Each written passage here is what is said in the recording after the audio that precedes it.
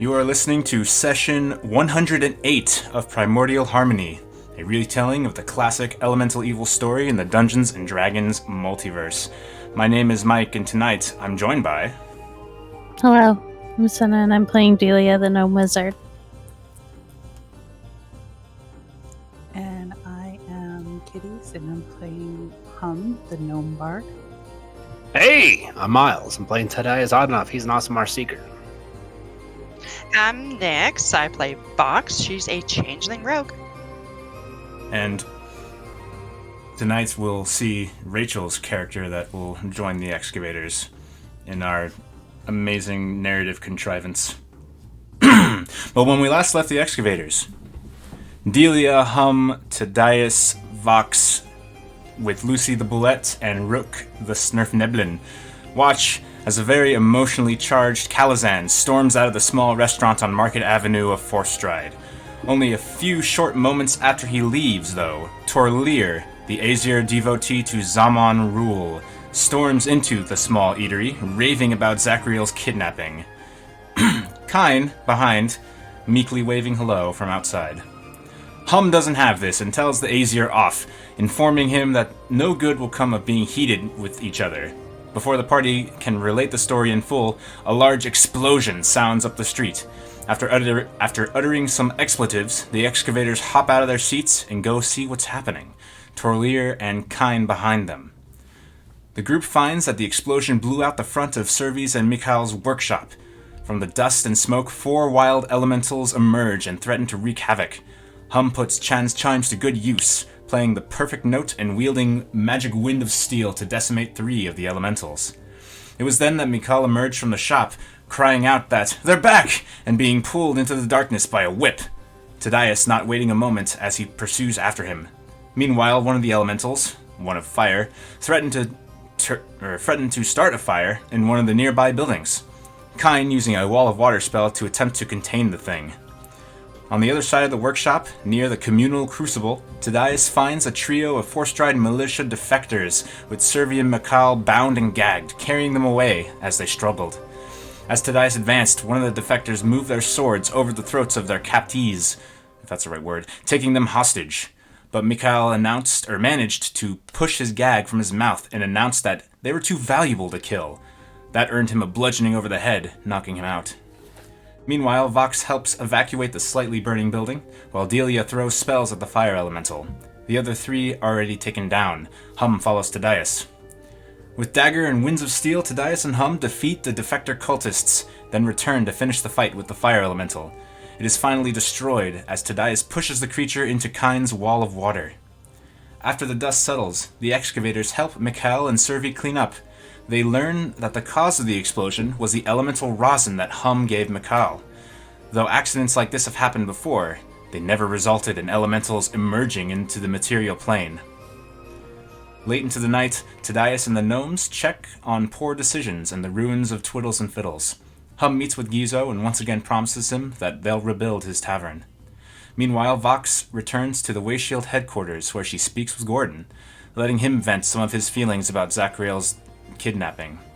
Eventually, the 2 of them retrieve little Sihara off the back of a sleeping Lucy and bring her to bed, and Vox and Gordon turn in themselves. Back at Poor Decisions, the gnomes and Tadias have a few drinks, then eventually Delia takes Hum and Rook back to her flat near Akka, where they all turn in. Tadias is the last to lay his head down for the night of his on the floor of his parents' bar. But before that, he's currently writing a letter to Katie Coulger. We return to the evening of Flame Rule III.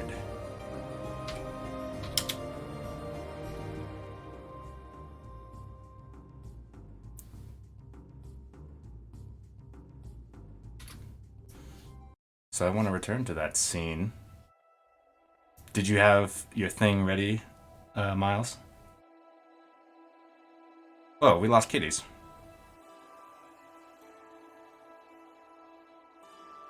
Hi, kitties. Oh no! Oh! Blue screen. Okay, well, that's a shame. But we can proceed for now. So, back in Poor Decisions, Tadias looking over a letter. Yeah, Tadias was trying to draft up something, essentially for Katie to realize that he's still busy and he's not neglecting her, and give her just a little status update. As professional and businessy as he can manage with the feelings of just overwhelming odds against him kind of bearing down on his conscience. As you're writing this out, as you near the end, Tadias, you feel a hand on your shoulder, and you look up and it's your mother. And she says, before I forget, before you leave town again, your uncle wanted to see you. What is wrong with Dimitri? Nothing. He just wanted to see you. I think he had something for you. All right. Where is he keeping these days? She gives you an address on Planar Loop, which is nearby. The Clear Currents. No, wait, that's the water one. Winds and Sails, the air-based elemental business. Okay. I look up the address and I kind of nod and say, thank you. Don't stay up too late. I'm going to be turning in here soon. Probably wise to do so. I will be doing as well. She goes and she locks the front door and heads up the stairs to the little apartment she shares with her husband, your father, and leaves you alone.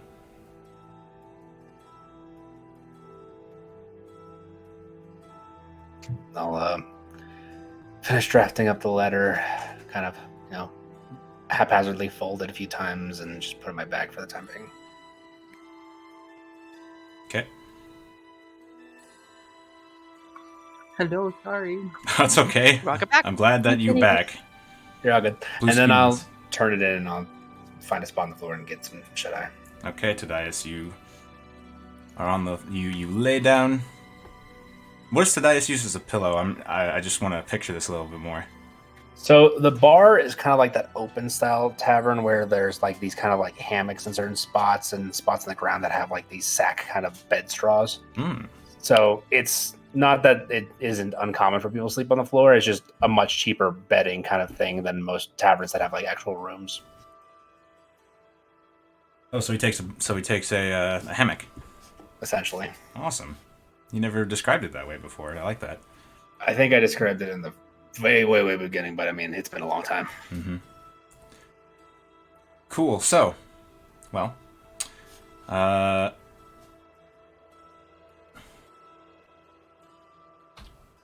Tadias, you dream.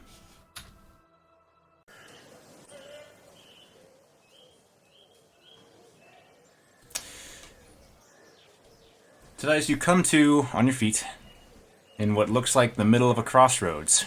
8 different roads joining with travelers on foot, mount, and wagon going this way and that. There is a lone building about the size of one of the townhouses up on the industrial side of Fourth Stride. Standing in front, with her hands folded in front of her, is Safinir. You recognize immediately, wearing a sleek dress with a coat over. She opens the door to the building and she looks toward you, gesturing you to come in. I raise an eyebrow and follow her in.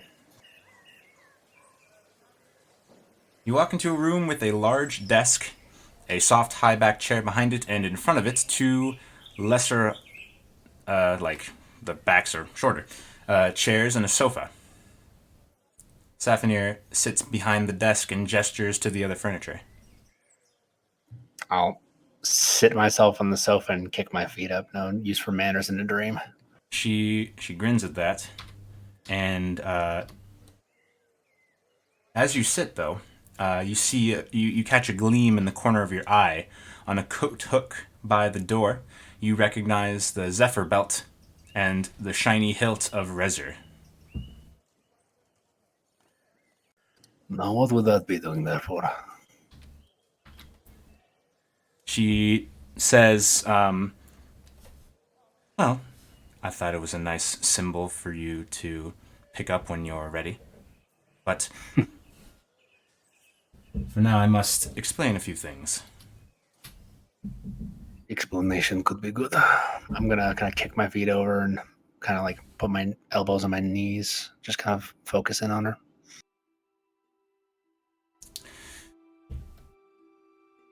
Tadias, I have made a bit of a breakthrough with the hurdles of the rules of Providence.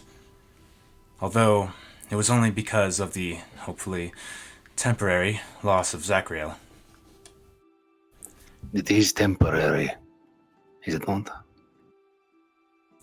She is silent for a moment and says, I'm not sure, but...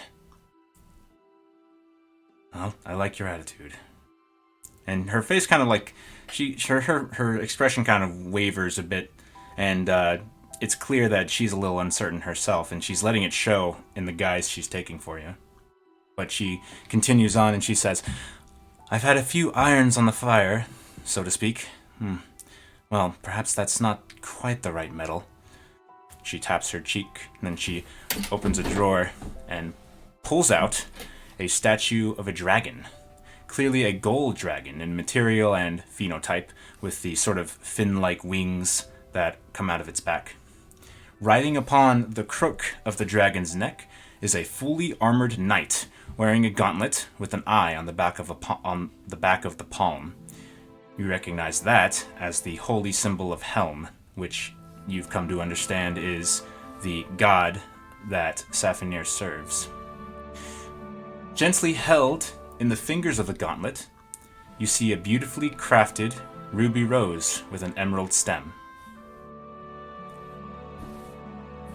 Safinir looks at that object and then looks up at you with a glint in her eyes, and she smiles. She says, I am Helm's agent, but that has not rendered me unable to ask other gods for help. She says, in the country of Galtona, just north of Koirit Dwalm, there's a paladin of Sune, goddess of love and beauty. Don't get confused. I know that she gestures, and you realize that you have Sune's spade next to you. Sounds similar, but they're spelled different. And she winks. She then leans up in her chair, and she taps the top of the knight riding the gold dragon, and the whole object sparkles and turns to a gold dust. The dust swirls and takes on a new shape, that of a glimmering humanoid. Their future's unresolved, but it's plain enough to see that this is a dragonborn. She pauses. I'm to find this agent. She puts up her hand, and she lifts her finger, and she says, well, hang on a second, like with a gesture, and then says, I have tapped Auxor, and delivered unto him some of mine and Helm's power. With Zachriel missing in action, your collective strength has taken a hit, enough for the gods to notice. Sune and Helm have agreed to bring Auxor here, and take up the role of bulwark, and wield the shield left behind by Zaman Rule. When you awaken tomorrow, gather your companions that fight alongside you, and go to the Temple of Sune. The High Consoler there will know what to do. She waves her hand over the glittering dust statue, and the gold dust spins in a small whirl and solidifies into a solid, miniature version of the Targe of Torlir, but cast in gold. Safinir smiles a reassuring, warm smile. She stands, she walks around the desk, and she rests her hand on your shoulder. And she says, you're closer than you think to success, Tadias. If your allies on the coast are victorious tomorrow morning, the Pact of Cote d'Orme will have the means to seal not just one, but two of the rifts between planes. She moves away and walks back to her seat behind her desk. She sits down, reclines back, and mimics what you're doing with your legs. She raises her legs, rests her crossed ankles on the desk. But for now, well, feel free to rest for a while. Take the time you need. I'm tired of waiting. I stand up, I nod to her, and I walk out the door. She just smiles and nods as you grab the Zephyr belt and Rezier, and you walk out the door. Meanwhile,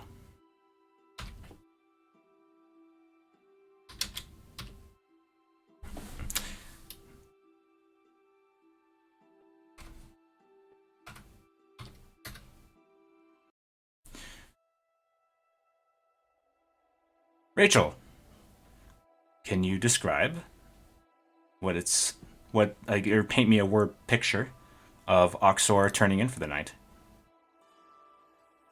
Sure.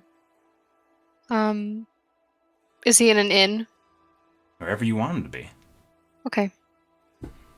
So as Auxor prepares for sleep, he carefully undresses, takes off his armor, removes his weaponry, leaves his talisman for last. So he's just in basic underclothes.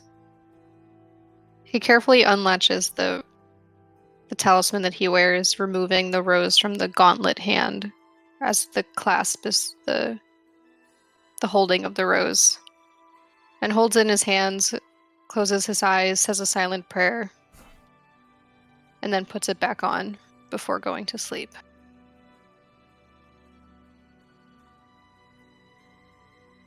Auxor also dreams that night.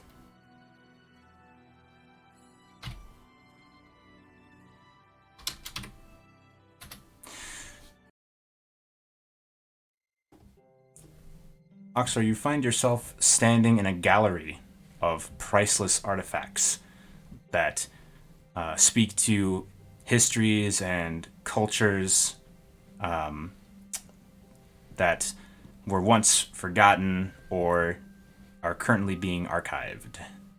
In your hand is a historical artifact that you most recently discovered and rescued as you affix it to its stand or hook or whatever means there is to display it.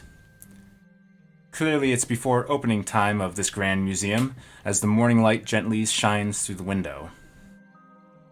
Then there's a knock at the door. I go to open the door. You open the door to find your patron, Sapphire, angel of the god Helm. She has taken on the appearance of a dragonborn, and she reminds you just a little of your sister and mother. Auxor, I have prepared you over the past month for this, and though I wish it weren't so, I must call upon you now. The world and all of its beauty, both lovely and terrible, is on the brink of destruction. She stands aside and gestures out the door to a wagon, being pulled by two majestic-looking horses. Will you answer the call? Auxor doesn't respond, but walks past and goes towards the wagon. Do you get in? Yes. She joins you in the wagon, and she takes the reins, flicking the rope gently, and the horses begin a trot. Then they get faster, a full gallop. The bumps on the road jostle you violently, and then smoothness. The ground leaves the wheels, and you take to the sky. The rivers of Galtona's cradle of nectar passes swiftly beneath you as Sapphire says, "When you awaken tomorrow, go to your local temple of Sune. The High Consoler will direct you. You will be brought with divine swiftness to the frontier city of Forstride, to its temple of Sune, and you will meet the Excavators. My ward, Tadias, knows you are coming. He is the human in appearance, with blonde hair and many daggers at his belt. You then pass over the mountains that serve as the southern border of Galtona. Steel yourself, for in this task before you, you may encounter the red-scaled hoarder that you have sought out before. But fortunately, should you encounter him, you will have staunch allies at your back. Good luck, Auxor. May the light in your heart guide you, and the flames of your breath shield you." The horses pull the wagon faster and faster, the terrain speeding by, the mountains that give way to plains, with a forest, its southern side burnt to ash to your right. You see a river that has flooded its banks, and finally a city built upon 2 hills with the same river running through it. The horses dive toward it faster and faster, and then blinding white light. You open your eyes, and you're awake in your room. Is it morning or still night? It's morning. You seem to have slept through the night. Okay. Auxor will not waste any time. He will prepare himself for the day and head straight to the Temple of Sune. When you arrive there, the High Counselor that you have had conversations with, that you have, that's basically guided your faith for much of your time here in the town you're in currently, looks at you with wide eyes and says, I was visited by Sune. Come with me. Come with me, Auxor. I was also, yes, absolutely.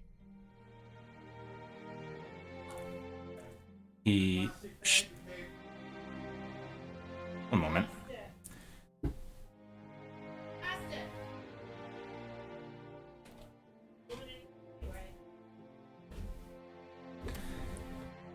The High Counselor directs you to a room off the side of the main hall where most of the worship happens, where most of the ceremony happens.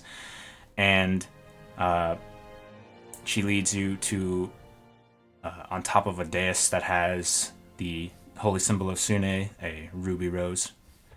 And she looks a little bit perplexed, and she says, I believe you're just supposed to stand here, and you'll be called. And she stands with you, like in the same room. Okay. Meanwhile, we go shift our focus on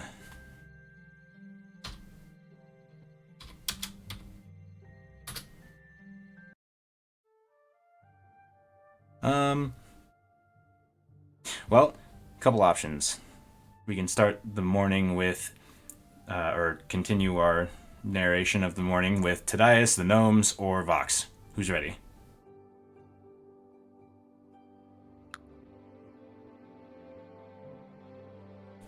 We can start with the gnomes. All right, we'll start with the gnomes.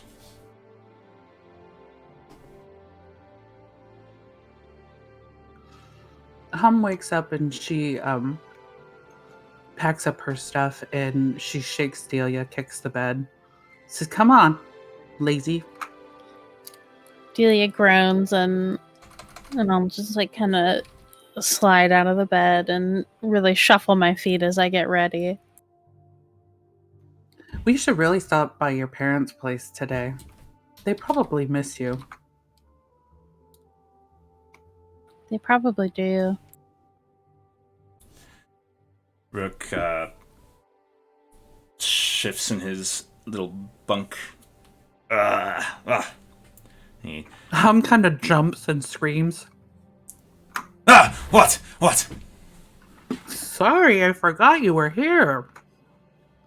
Oh, I thought we were under attack. No, I just forgot you were here. He kind of wriggles his nose. Oh, right. Well, yeah, I'm here. Want to see this through and all that. Well, where should we head first? I'm thinking that I want to stop by the market, maybe grab some more crossbow bolts. We just never know we're going to need to use those. Oh yeah, didn't you want a rapier? Says Rook. Yes, and that. How did I forget that I wanted a rapier?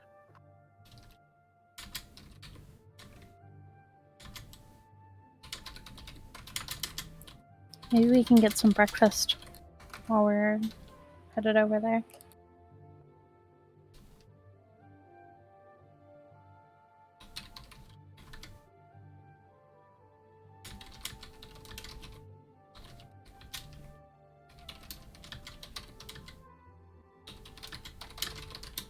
I was thinking the other night. I need to. I was thinking last night as I was falling asleep. Didn't we get those rosins from Chansal? Do you remember that? When we got the rosins? Delia wasn't God. here for it. Yeah. I'm sorry. I don't think I was there for that. Wait, Rook says. You guys have always had them. I really need to talk to Tadias this morning. You got those stones from the same man that you fought earlier? Back in the thing? Well, he used to be a good guy. But I was thinking about it last night, and sure enough, that's where I got those stones was from him. I'm almost positive. I'm going to have to talk to Tadias this morning. Maybe we can go shake him up at Poor Decisions before we go to the market. Yeah, I think that's a good idea. There's got to be more to this. Huh. They did mention Mikal and his halfling friend. They mentioned that that the elemental thing that never happened before with those devices. And he's like getting up and making sure he's got all of his gear with him.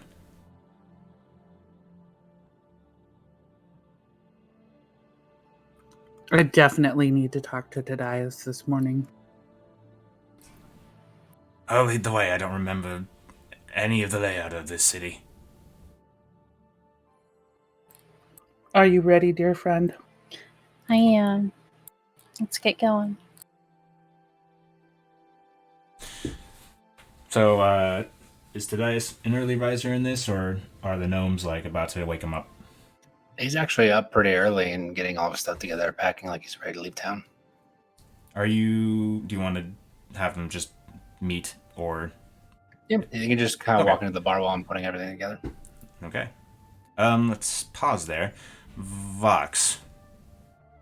Anything you want to mention about getting yourself ready to go? Any specific thing? She just gets up, goes, grabs some tea, then goes outside, kind of waiting for the others to show up. Okay.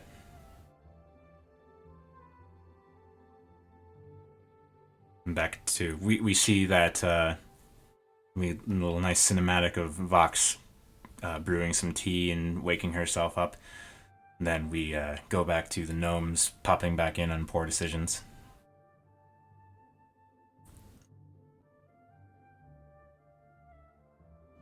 Hey. Looks Good like... morning, friend. Oh, yes, good morning. It is, isn't it? We got talk. Do we know? Do you remember where we got those rosins? Talking about the... The ones that exploded last night. I felt we got them in the Nexus, but I might be remembering that wrong. A lot has happened. Chansal gave them to us. At least that's my remembrance of things. Possibly with the intention of, what happened yesterday. Do you think he's been a bad guy the whole time? I will say you did use one of them. One of them was used. And it worked as intended. Just making sure that you remember that. That was years ago. In real life. It might be, actually. There is no way for me to know. I have not been keeping track of it. It's not something I use very frequently. But, my friends, I must tell you something. We have a development. What kind of development? What do you believe of fate?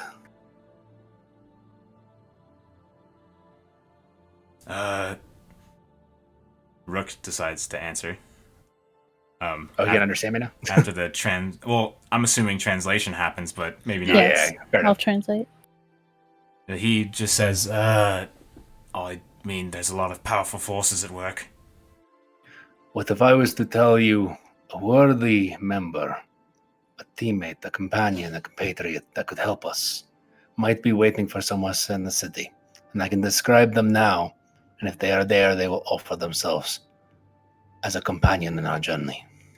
Another new person? Well, to be fair, this one wasn't picked, it was given. And you are not so rude to refuse a gift, are you? No. I We must hope find- it's another gnome this time, though. You will be sorely disappointed, unfortunately. We should get Vox, though. It's probably best to introduce all of us at the same time. Wait, I want to go by the market first. We can probably go with our new person, if they are to be what they are expecting. But how do you feel about gold? I love gold.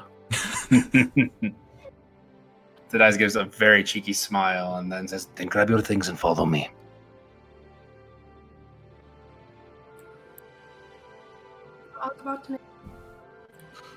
Okay. Hum grabs her stuff and she pushes on the back of Tadias's legs. Let's get this over with. Tadaz kind of does like a little stutter step movement to make a run to her legs real quick. And then just dashes forward. Next time I'm going to put my dagger in my hand. You'll have to catch me first. So I feel like we leave and like Hum and Tadias are just like smacking each other and kicking each other just really lightly, playfully. book follows. And I do too. Watching them with amusement. As we get into the street, I asked him, so do I even know where Vox is? I'm pretty sure she stayed with Gordon last night. We'll run that way first then. Come on. So you all make your way to down the Market Avenue up to the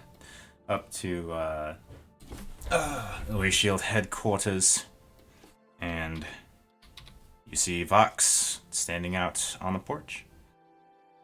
I think Fox would be like in the back by now, making sure Lucy's got food. Well, then you don't see Vox on the porch, but what you do see is oops. Just give me, yeah, there we go. But Hum, when they're talking down the road, says to Delia, do you think that there's something going on between Gordon and Vox? Oh, I don't know. I wouldn't begin to presume anything. But maybe Totally just a looks little like bit. something's going on. I nod excitedly. As you're walking up the road, but before you get to the Wayshield headquarters, you hear Mikhail's voice. Hey! Tadias, Delia, Hum! Well, you're looking all right considering what happened yesterday. Actually, you look at him and his eyes are like baggy, and it looks like he hasn't had a wink of sleep. But nonetheless, he still has a smile on his face. He says, well, I'm about to get some shut-eye later, just in a second, but before, he shakes his head, obviously drowsy, and you look behind him and you can see his halfling partner, Servi, with his hands folded on his tummy, and he's like leaning back and his eyes are closed. Before you leave town, we wanted to give these to you. And he produces a leather pouch and hands them to Tadias, and he says, they function like the rosin that you found on the cultists before, but it's better. Much better. How much better? He says, well, it won't blow up in your face. Or improvement. Woohoo! And then he yawns. Oh, and there's more than just elemental energies that can happen. Do I get to attack people with confetti? What do you mean? He says, well, Renwick let me in on a little bit of interesting arcane secrets. All right. And he looks at Delia and he says, do you know the spell Prismatic Spray? I don't believe so. I start flipping through my book. He says, well, think of these as like a sort of a preview to what it can do, but on a sword, or an axe, or a bowstring. I imagine attunement. He says, no, you just apply it to your weapon, like the other ones, and they don't last, of course. Of course. Well, How long do they last? The same amount of time, a minute, but it takes only a moment to apply that. right. Well, we can make good use of this. I appreciate your efforts. Oh, if you come... he yawns. If you meet up with the other guys, the other group that are helping save the region from destruction, split it with them. There's 8 of them in there. All right. We can do so. Good night. He turns around and he walks back into his workshop. Good day to you. Thank you, Thank you. Miguel. You hear him say, "You what?" And then he's passed out. The scene cuts to a bullet crunching on rocks.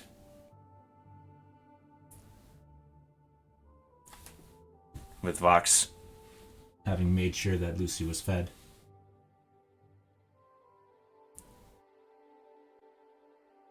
Sneaks? I'm here. Yeah.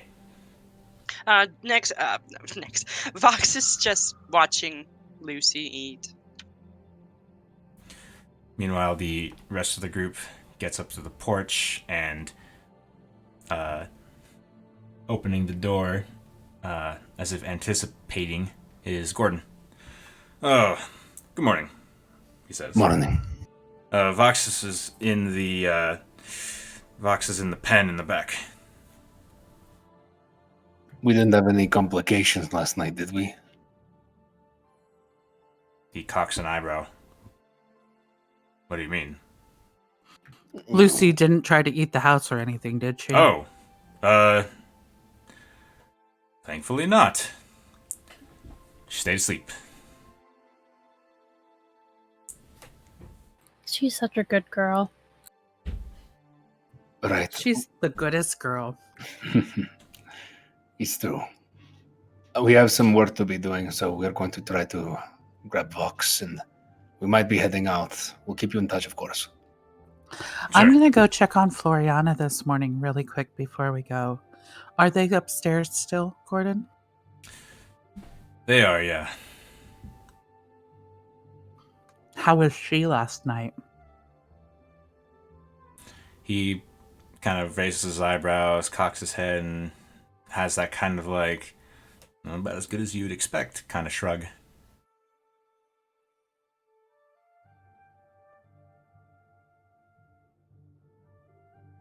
I can't tell you honestly if it's a good idea to visit with her now or to leave her alone for now. As long as I've known their family, that's one emotional tripwire I've never been able to navigate. I am just going to go upstairs and give everybody a hug. No problem.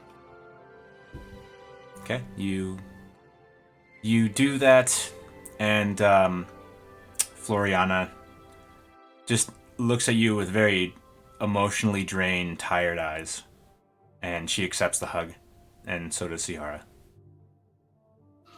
Hey, Sihara. How did you like Lucy? She says, "Can we keep her?" Well, she's going to be mine, but you can always ride her.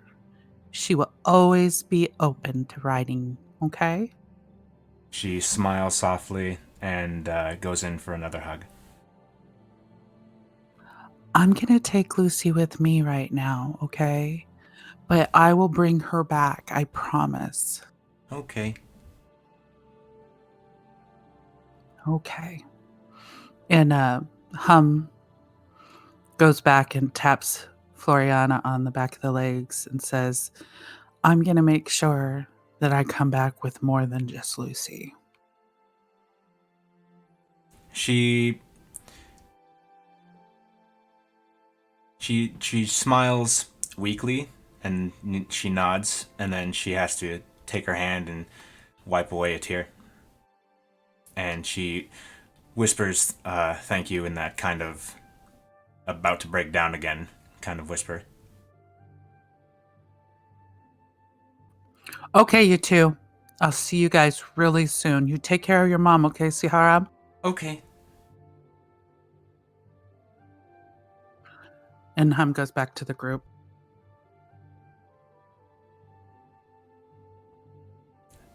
Seems like everyone's gathered. I think we should go get Lucy and Fox. I mean, I figured that since you're there, well, sure. Yeah, we pop in the back. I give Lucy a really hard slap on the head. Speaking of slaps, Mike, I have a question. Oh, God. Yeah? As an evocation wizard, Uh-huh. I know Thunderclap is my cantrip. Uh-huh. Can I use Thunderclap to give her some, extra special pats? I don't see why not. And you have, the ability to carve out harmful effects, so I feel like that makes sense. To, I'm gonna do it. Do it without, yeah. How the fuck am I gonna play this out? Yeah, she loves it. She's a bullet. She loves hard smacks on the hide. Make sure I get her belly a little bit to you.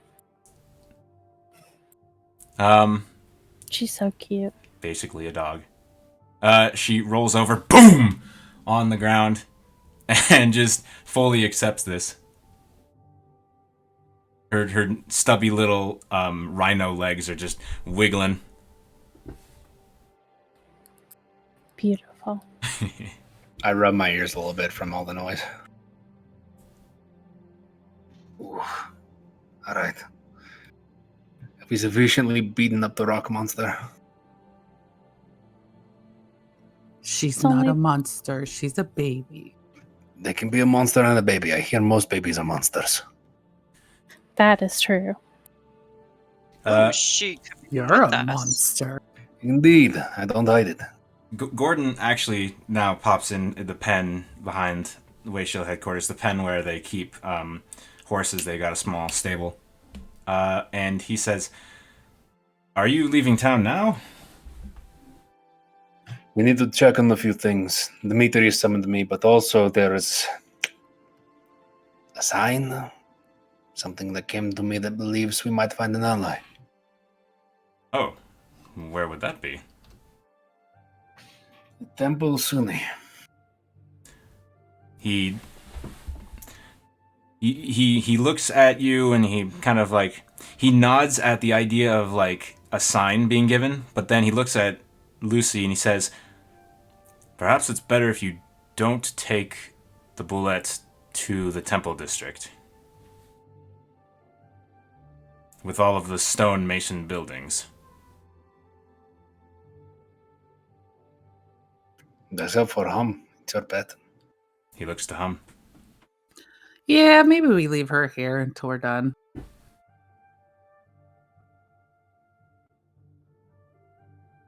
I don't want to have to explain to the Mason Guild why there's bite marks in the temples. How much does a block of stone go for nowadays from the Masons Guild? Well, that's not the problem as much as it's the dignity of those who worship in those temples. More like if we could provision one for this pen right now.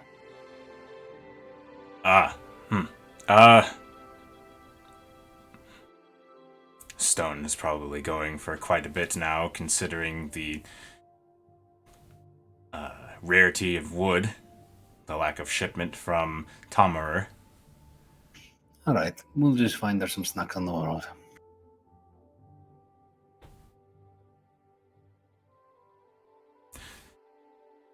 He kind of like relaxes after the idea of having to commission, or not commission, but to purchase bulk stone is dissuaded.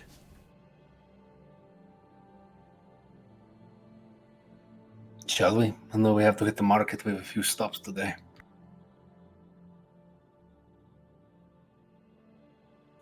Let's go. Okay. Where are you guys headed? If they're letting me lead, I'm going to start going to the Temple District. Today starts heading toward the Temple District. I'm right behind him. Okay. You arrive at the Temple of... As we're moving, I fill in Vox on the situation. Oh, wait. So, Vox, you now know about the way that Miles put it, which was fate, a sign. Do you tell him about, like, the dream and the experiences? No, I don't give them Okay. any of those details. Okay. So you arrive at the Temple of Suni, marked by the rose on the facade of the building, and go up to double doors that lead in.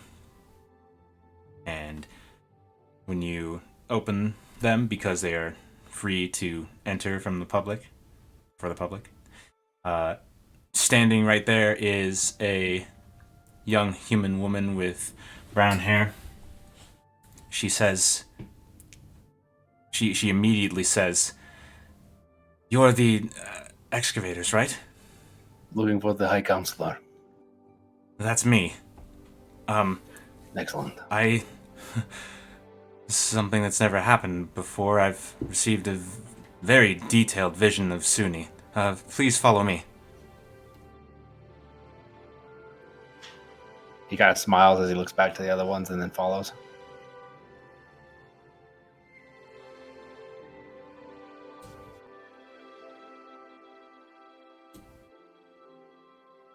I just follow along.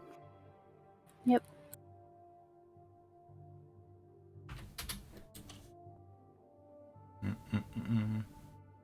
What does the temple look like as we go inside? There's a lot of art along the walls, depicting scenes of natural beauty, sort of slice of life, things including like families being reunited, really kind looking scenes of like a couple in love, various races of that kind of concept, parent and child, depictions of friendship, in gorgeous like oil canvas paintings, as well as art pieces that are of, a lot of them are like busts of different subjects of different races, but all have what you sort of recognize as like this ideal of whatever race/species it is. So a very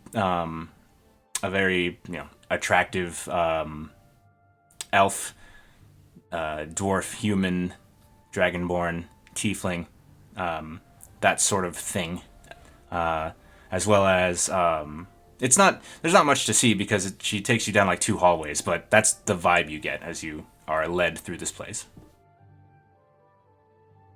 I see. She then hangs a left into a small sacred city, which is like an offshoot room in a temple.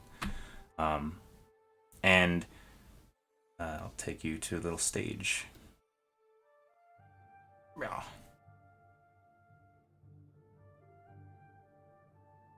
Let me change the music. I'll go back to this one because it's...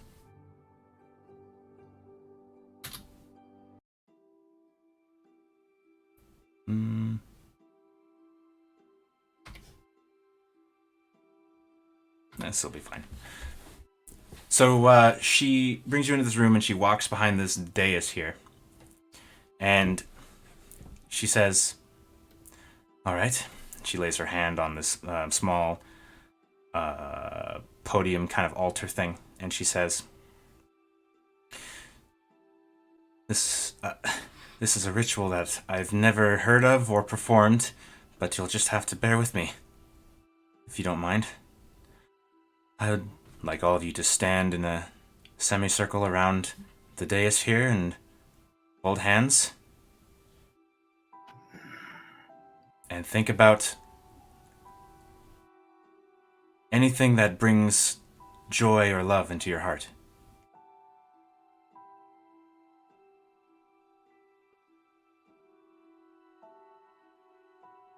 I walk up to the dais and I hold my hand up, and then I wipe my hand on my pant leg that I offer Tom.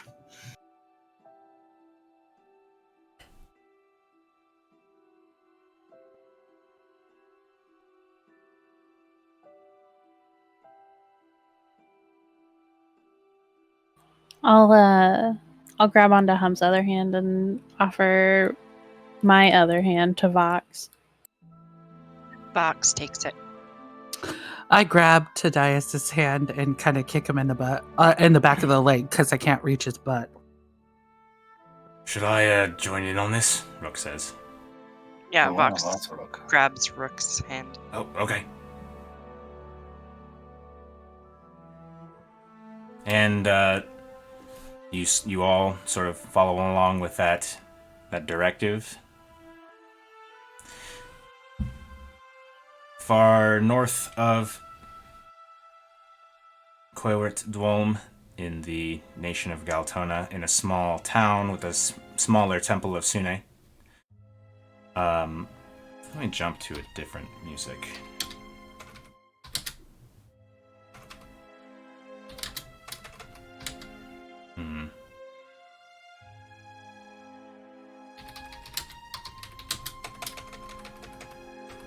Sunrise is fine. We'll do that one. We'll keep it light. Auxor, you feel yourself sort of starting to float off of the ground. And the High Counselor that brought you in here, her eyes go wide, and she says, "As soon as Providence. Good luck." Is this gonna make me throw up? I don't know. And then your vision is just overtaken by this bright white light. And you can feel yourself moving at an incredible velocity. But it feels like you're being handled gently. And you can actually feel the presence of Suni and also a new godly presence that you hadn't really felt before. But you recognize it as the god of Safinir's helm. And you feel yourself just being transported. And back in Forstride in the Temple of Suni, there's a brilliant flash of white light. And the excavators, as they are, see a dragonborn in full plate appear on the dais.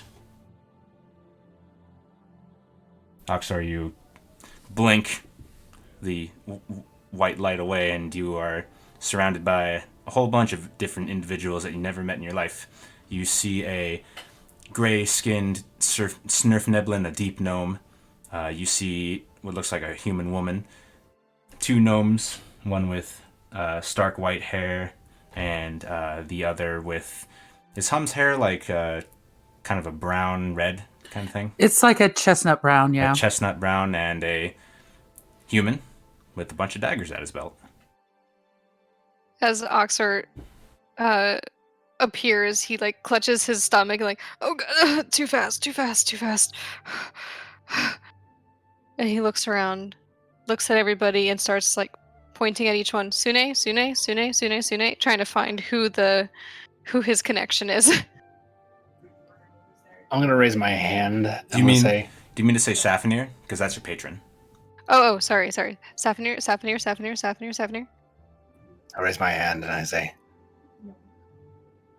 "Don't you know my name? I know yours." You must be Tadias? And turn to the rest of the group. Welcome, Auxor. How was your trip? So before you finish, he like puts out his hand to try to shake yours, and then pulls you into a hug and kind of lifts you up because he's a huge dragonborn. He's like 7.5 feet tall. Ooh. So he goes in to hug you, lifts you up. He's like, "Ah, it's nice to meet another." The plate is Another not follower of comfortable. Helm. Okay. Sorry. Hum is rolling laughing at this point. I like this one already. Oh yeah, he's gonna be great. God, there's a grip on that one. And he smiles really big at hearing that. He's like looks down at you guys. You're really little. He's like, ah. And you have like a Hello. foot on them, another foot on them too, because you're on top of a dais. And Hum is only 2'9", so super tiny. Wow, hello. She reaches up and she shakes his hand. Hello. Did you say your name was Oxner or Auxor? Auxor. What's your name? Just call me Hum. And I'm Delia. Hum. Hello, Delia. And he like puts out his hand to shake yours too. And he's big. How tiny are your hands compared to like his Oh man. strength? Very small. Is it like he can only You're like, grip them shaking with, like, toddler hands. so he's like gripping them with like his 2 front fingers and his thumb and like shaking with like 3 fingers. That's adorable. So nice to meet you. And he looks over at Vox. Hello. I'm Auxor. Vox. And I I'm reach my Auxor. hand out. He shakes your hand. This whole time I'm also translating for Rook. Rook. Hi. He says. He says hi. And he's like, Auxor's like looking quickly from Hum to Rook. Hi. And he says hi, and he says a word. Do you speak gnome? Do not, no. Okay. He says a word, and you recognize it as a greeting, but you don't recognize the word itself. Hello. It's nice to meet He you. speaks gnome and primordial. So if And you speak undercommon. either of those, and undercommon, do you speak any of those? Oh, shucks, no. No, I know common, draconic, and celestial. Not. I say, of course you do in Celestial. Yeah, you get it. I think Fox turns to Rook and be like, and in Undercommon just says, I didn't know you speak Undercommon too. Didn't I say that? I know I said Must that have when we met. missed it. I know I said that when we met. I think I spoke in Undercommon too. When we were trying to figure out what languages we shared. Well, now I can understand you if you speak Undercommon. Alright, I'll do that more often for your benefit. Auxor, what have they told you? Well, okay. I had a dream. And Safinir came to me and told me that I need to help you with some stuff. But then also she gave me a warning of a red dragon called called Halanaxis. I've been kind of like looking into a little bit. I don't know if you've heard of Halanaxis in the area. The excavators have heard of the Red Dragon from the GTF. Just making sure that you remember. Did we ever get the name? I don't know if they shared the name. I don't know if I think it Ignacio was just shared the Red the name. Dragon. Yeah, I don't know if Ignacio shared the name. We know of a Red Dragon. We don't know of a name yet. Probably not that many like red dragons in the area and stuff, but yeah, Halanaxis is the red dragon that's kind of like on the southern border of the mountains near Galtona.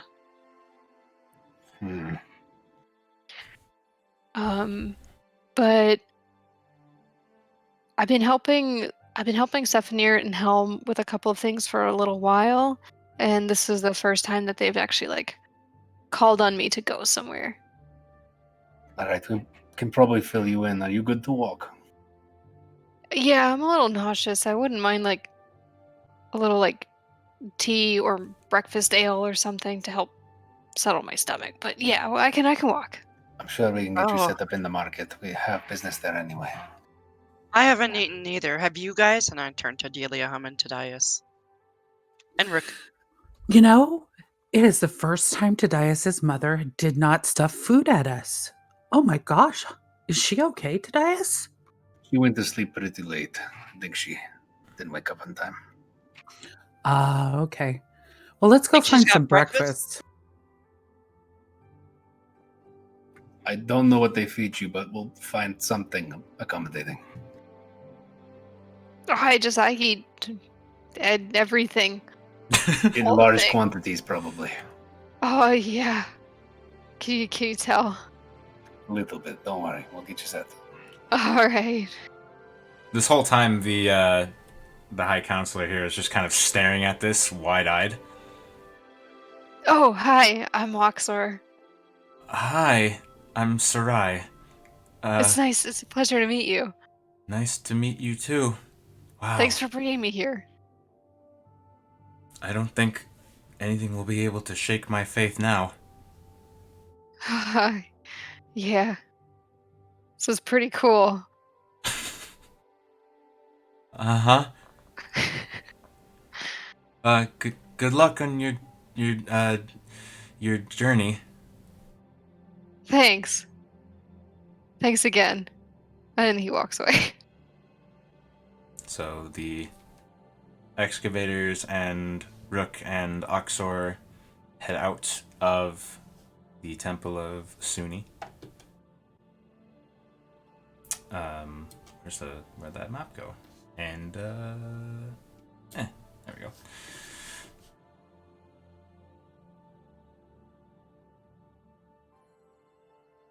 And out onto the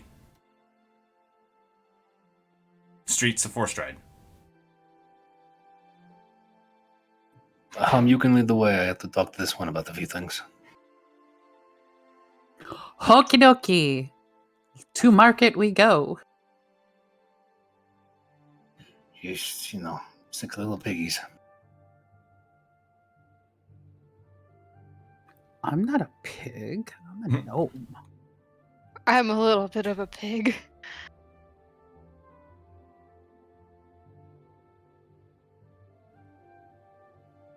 Okay, let's go. And she starts leading to market pretty fast.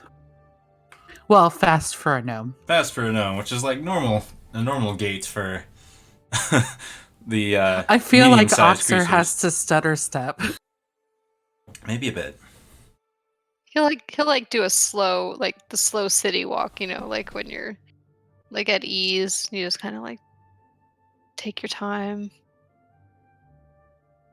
The town is dealing with some hardships. It's been attacked more times than feels fair. What's been going on? Why do you think that they're being attacked? Well, easiest way of explaining it is 4 cults all decide that this town should burn, be crushed by rock, or drowned in water, or blown away. So they all have their own ways of trying. Oh, geez. They really prepared you with none of this. Like not so much. I know that there's like something about some portals, but that's all that I really know. I don't know like any details other than that. What did they give you in equipment? Well, I've got some of my own stuff from different jobs I've done in the past, but yeah, I'm pretty good. Pretty set on that stuff. What about your preference in weapon? Uh and he pulls out his like long sword and shield. I like to Today, get right in there. You notice the shield is standard mundane shield, but you also, your attention is drawn to the sword, which is very ornate appearing. The blade is a mirror finish. The quillions and the hilt are this very lustrous gold, and the pommel is a silver disc that is embossed with the image of a rose. And you can tell just by looking at this thing that it's probably magical. Very fancy piece of cutlery you got there. It does its job well. What about this one? I kind of knocked on the shield. Well, it just does its job. Right. There is something I was supposed to give to you. Well, I'm letting you borrow it. Oh, what's this? He pulls off his back the targe and kind of holds it for a second. It is a shield that is, at your glance, it is a rounded shield with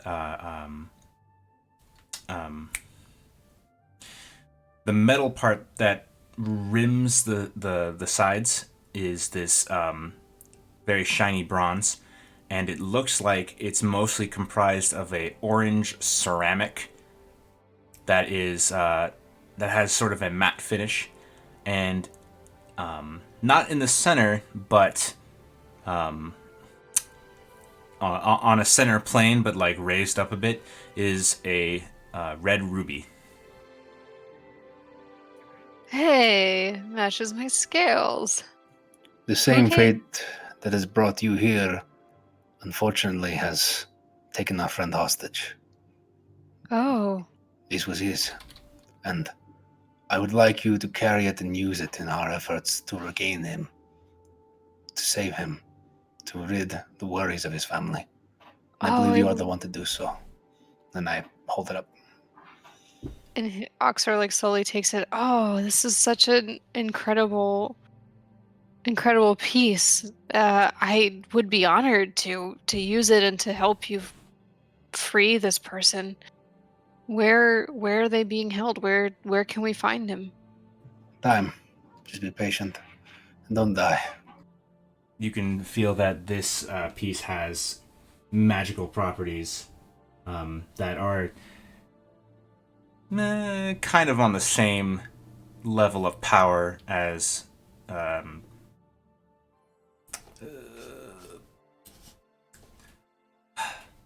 am I blanking on the name? Skan Bavara? Skan Bavara, yeah. And we're not gonna fuck around with attunement and our learning, so And we got like market stuff. And we have market Look at stuff, it. so we'll have fun with this now. So over the course of the day, you learn that it's this. Okay. Whoa. Card. Okay. Text. Remember our conversation about reactions? We'll have some more reactions. Okay. Additional fire resistance. I like that too. I think there's an immunity clause somewhere in there. You might like that. Fire shield. Wow. Oh my god. Everybody's gonna want to stand right next to me during everything. Just saying. And as they're like going over the shield, I'm gonna be snapping my little harness thing back on.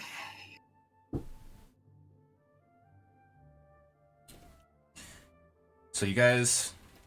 Oh, man. Oh, no. All of these are on the token layer. Okay. I'm going to use this one because it's easier. A little thingy, a little symbol for the excavators, which is a shield. Great. Okay. So yeah, you guys make it to Market Ave. What errands do you need to run? How much of it do you want to play out? Can we take a 5-minute break really quick? We can. Let's do that. I'll be back. Gabby. Yeah. We'll be good. Okie dokes. So the excavators with their new honorary member leave the Temple of Suni, and this is the first time you're seeing the city of Forest Stride, Auxor, and it competes with some of the towns that you've been through, but it's definitely not like the capital that you've had a few run-ins with thieves and such in, but it's a nice town from your point of view. You guys make it to Market Avenue. So what are you guys getting up to? First, breakfast. Ah, yes. And I feel like we go back to that seedy ale house that we went to before. Well, it's definitely not... They don't build themselves as an ale house, but it is seedy. It is a small hole in the wall. And the halfling owner, who is like... looks kind of tired as you enter, and he says, are you gonna bring another fire elemental in here? No, this time we bring Dragonborn. Hello. Oh, well, at least they're normal. Normaler. Haha. You haven't met me yet. Then he kind of stops and he looks at Hum. All right, well, what do We'll you keep him in line. What do you- I promise. Thanks. What will you have? There's a couple of things on the pot right now. What you got? He says, "Oh, the easiest thing is to make you an omelet, stuffed full of veggies and meat." I like it. Let's do it. Yep, make me one. I'll need I'll two. need two. 2 for the gnome? No, No, one two, for me. Okay. 2 for him. 2 for me. I'll do one as well. He says,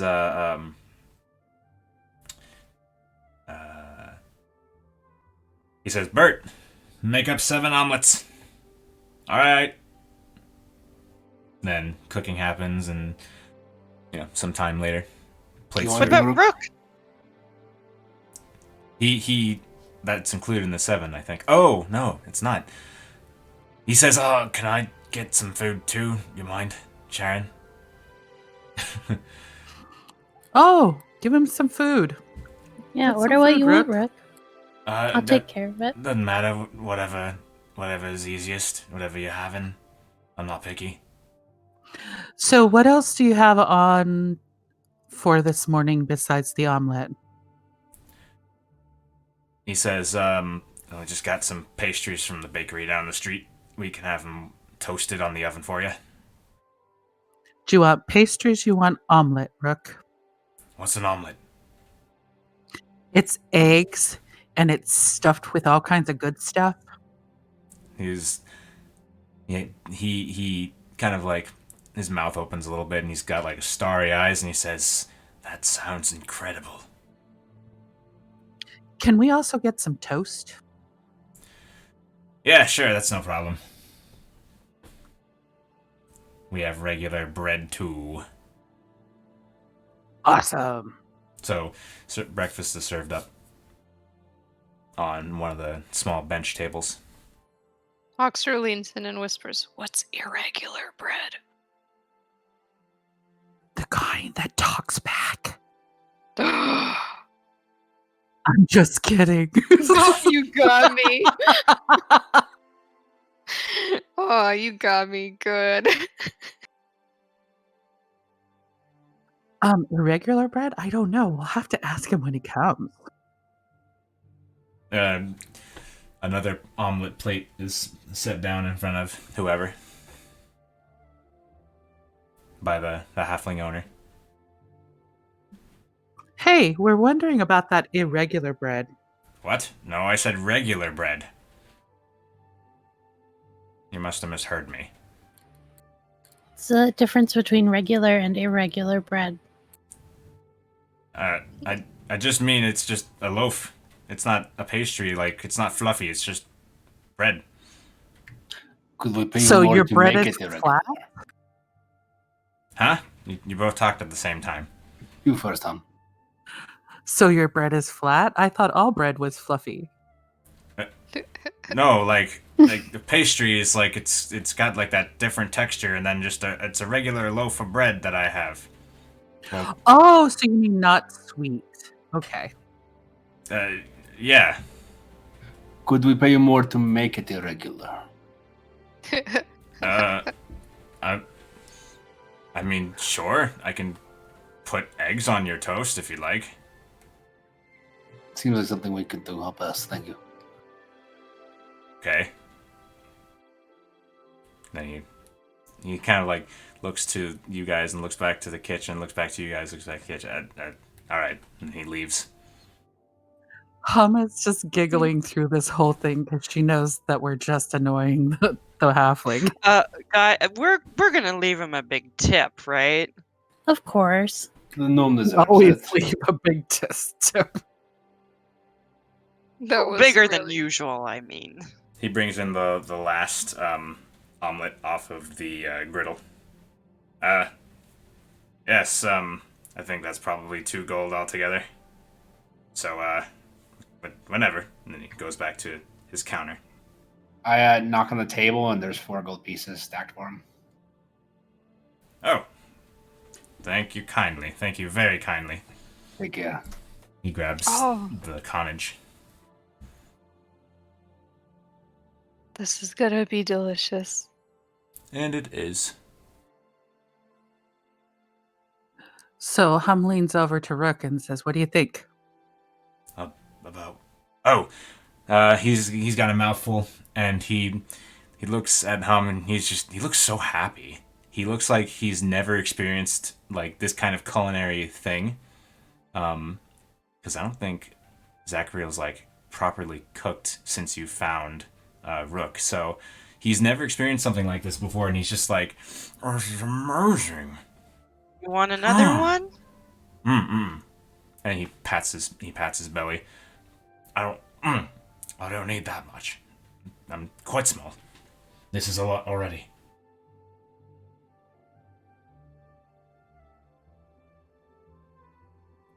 So Auxor, tell us about you. I mean, we know that you come from Safinir. Is that or Sune or both? Both. Yeah, he's like chewing and eating at the same. He's like chewing and talking at the same time. And he picks up a piece of toast and he's like, like a little darker, and he just kind of like blows on it a little bit, just to like Flame. toast. So yeah, just like to like get it like a little bit more charred. And he goes, "Yeah, I like both. So I started off with Sune, and then Stefanir came to me and kind of recruited me a little bit and taught me a couple of new tricks and stuff. But I serve both. Yeah, So warrior, paladin. and with a little bit of with Helm as my patron, I've been learning a few more like arcane tricks.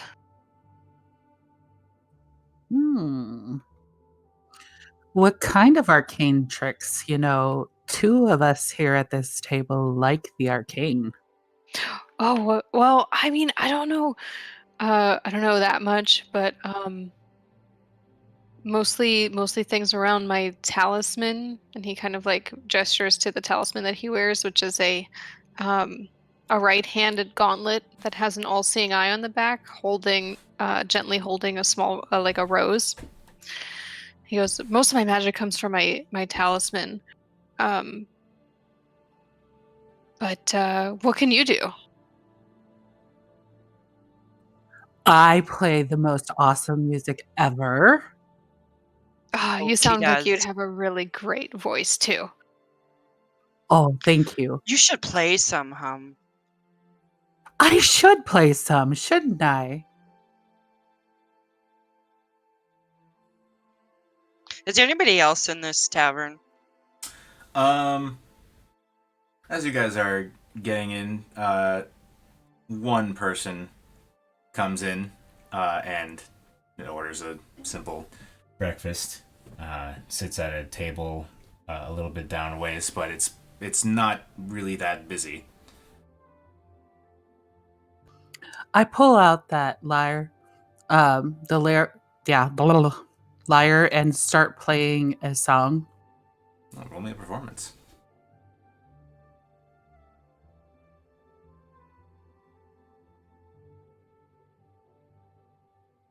I mean, it's beautiful. You sound amazing.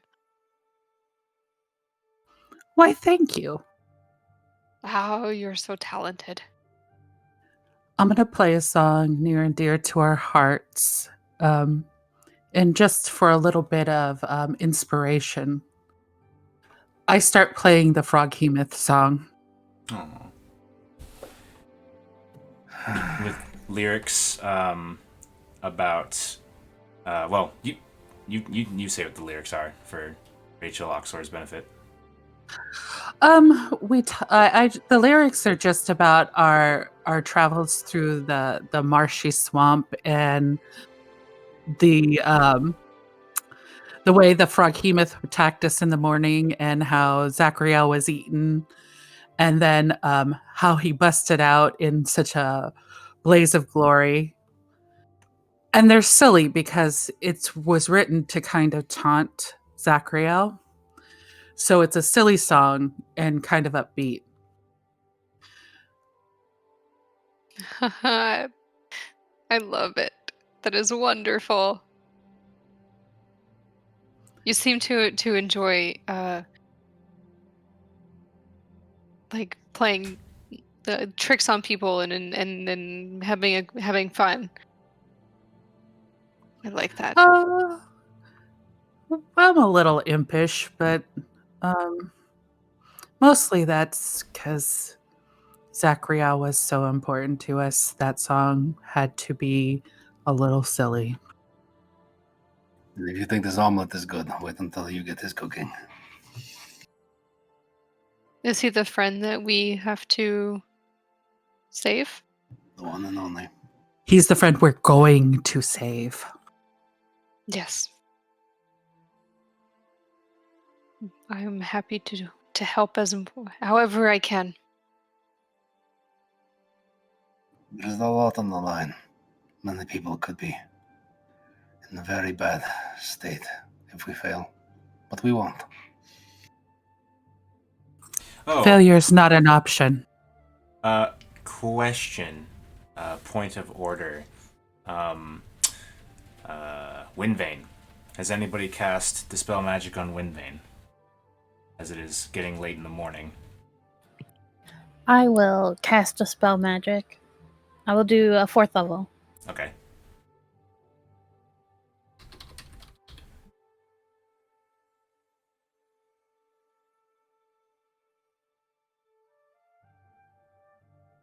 Gonna edit that. 4th level gets you 8 hours. Yep. Okay.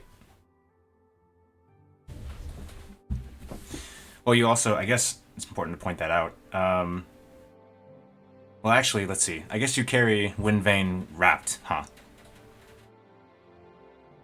Somebody's carrying it and it's wrapped. Yeah, I can be holding on to it, so I unwrap it and like lay it on the table for her to, do the spell on. What is that? When he unwraps it, you can sort of sense malice and not good, even evil maybe energy radiating off of this thing. It is an evil fork that must be destroyed. Oh, Windvane's a spear. I know. Oh, okay. It looks like the spear in that one. The fork was found by the other group. Oh, I forgot that one was a trident. Yeah, that made it confusion. I was just making a joke. Where did you get that? Cultist leader was using it. We need to destroy it. Have you found a way to destroy it? There should be a portal somewhere. You cast it into it, closes the portal, destroys the weapon. We've Seems already simple destroyed enough. one.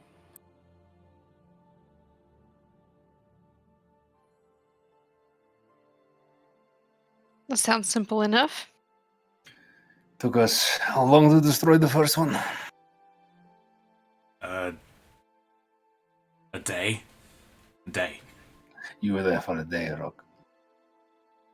Well, I mean, it was quite a day, but it was a day.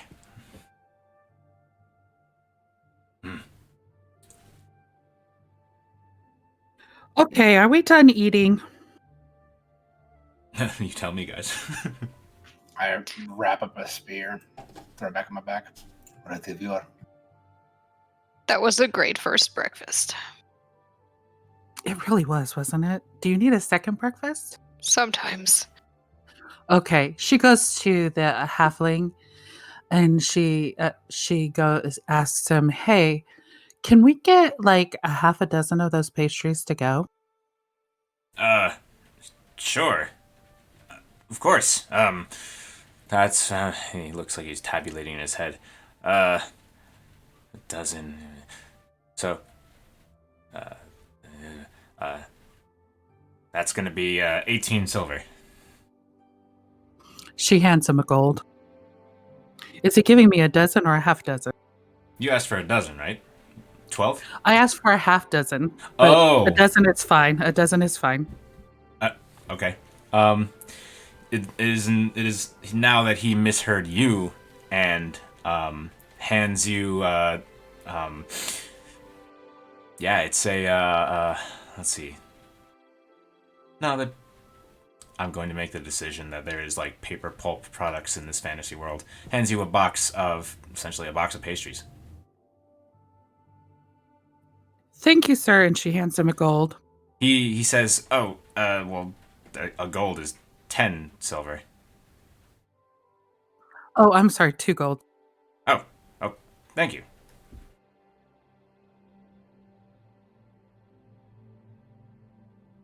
You have a box of pastries. I put them on the top of my pack. This is for later. Oh, you guys eat well. I like you already. I like Auxor. He's turning into one of my favorites now. Are we headed to the market now? Yes, Rapier, we go. Good. If we want to save a little bit of time, do you mind if I make a detour by myself? Where are you detouring to? Huh? I'm gonna take a knee, look right down, and like put my hand over like I'm gonna whisper a secret to him. If you say none your business, I'm gonna bite you. Issues Dimitri. Oh. I told you earlier he summoned for me, so I was going to run and go meet with him very quickly. Give him our love. Yes, I think he's at the residence of Nanya. She smacks him in the arm. All right, I'll be back. Don't get in any trouble that you can't get out of, at least. Tell Katie we say hi. His kind of shoulders kind of spike up a little bit as he's walking out the door. Takes a like stutter step and goes, yeah. Waves his hand. Who's I Katie? knew it was his girlfriend. Ooh. Saucy. I whispered to Hum to, want me to follow him? Oh, jeez. No, he gets to go to see Katie on his own. We can tease him mercilessly on the road. All right, so Full market. do you want to play out like market shopping, or do you just want to have the purchases made? I'm just okay with just purchases made. Okay, so what are you after? A rapier? That's actually easy enough to get. Yeah, and I realized I still have 24 crossbow bolts, so I don't need those. Okay. Was there anything else you guys wanted to get your hands on, like from the PHB? From regular market PHB stuff? I think I'm good. Everyone buy horses. Mount up. Well, are we going on have a big long Lucy. journey? I mean, that's up to you guys. Rook and I were under the impression that you were going to head back to the Fane. But that's your decision. Question. Yes. What was my starting gold? That's a good question because you're a high level character. The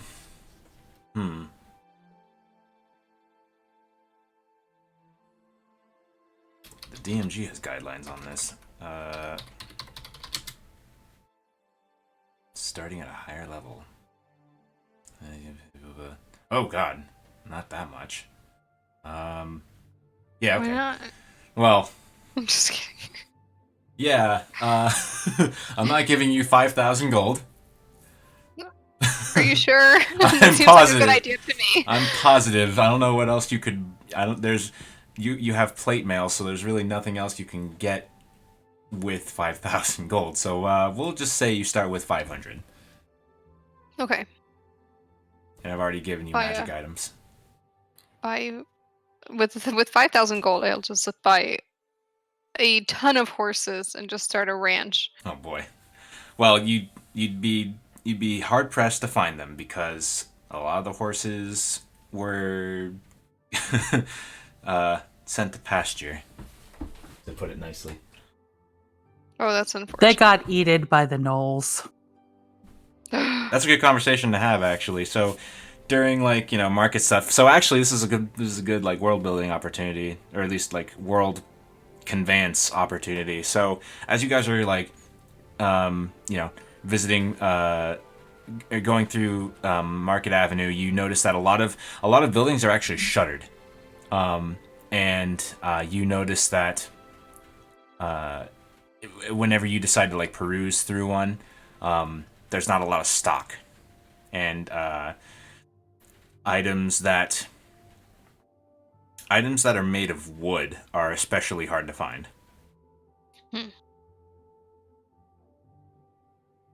How much did the rapier cost me? Standard price for rapier, so that's the 25 gold. Okay. Mike, are there any oddities? Oddities. Anything strange? A little funky? Just Auxor. There are other Dragonborn around. They're just not. They're not as common as humans here, but they're definitely around and part of society. Oddities. Delia's been around, and she's visited shops that have oddities and stuff. She probably has a bunch of different knickknacks and weird things in her flat. And she notices a lot of the places that she would frequent are shuttered. Oh, It seems that a lot of people are struggling to put themselves back together after the Null invasion. Only a week ago. 10 days ago. Well, speaking of, I should do some calendar work.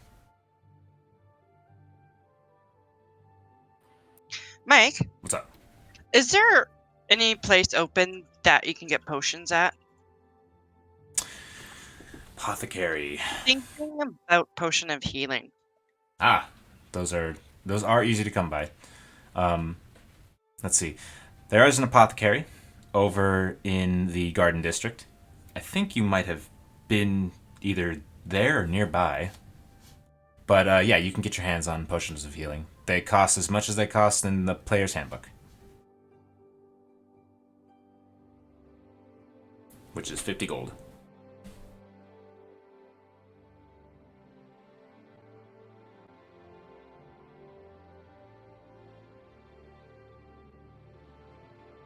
I think I'll grab 2. All right.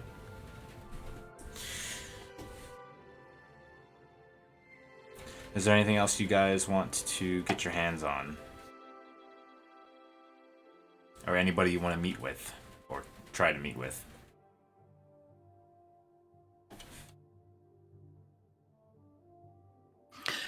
You know,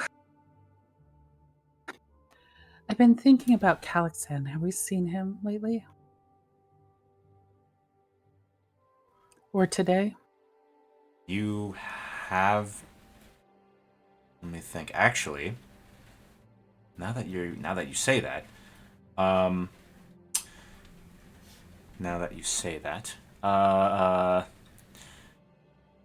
maybe this happens right after Hum gets her rapier and complete with its sheath and belt, and as the 4 of you, 1, 2, 3, no, 5 of you, walk out and get back on Market Avenue. Walking up Market Avenue from from the direction of Akka is Aldec. Not Aldec. Different campaign. Is Kalazan. And he's walking up and he notices the gnomes and Vox, and he kind of stops short and he looks a little nervous and he says, hi, I was actually gonna head up to Wayshield headquarters to wait for you. And then he notices the large visage of Auxor. Auxor, the person that we're referring to, is a white dragonborn who is a little bit lanky, and he is much shorter than you. He's probably 5'10". Oh, hello, friend. Hi there. Hi, I'm Auxor.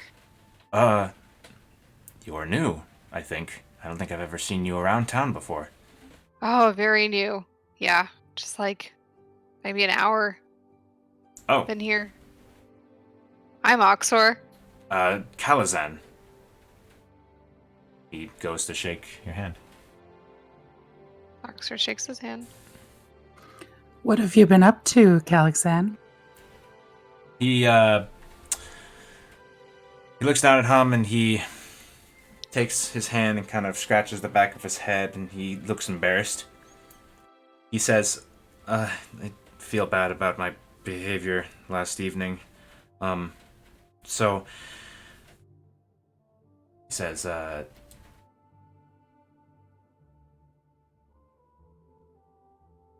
no, where'd her name go? I looked up her name and now I don't know her name. He mentions one of the professors that you met. So God, I need to find this name now. That's gonna bug me. Ah, yes.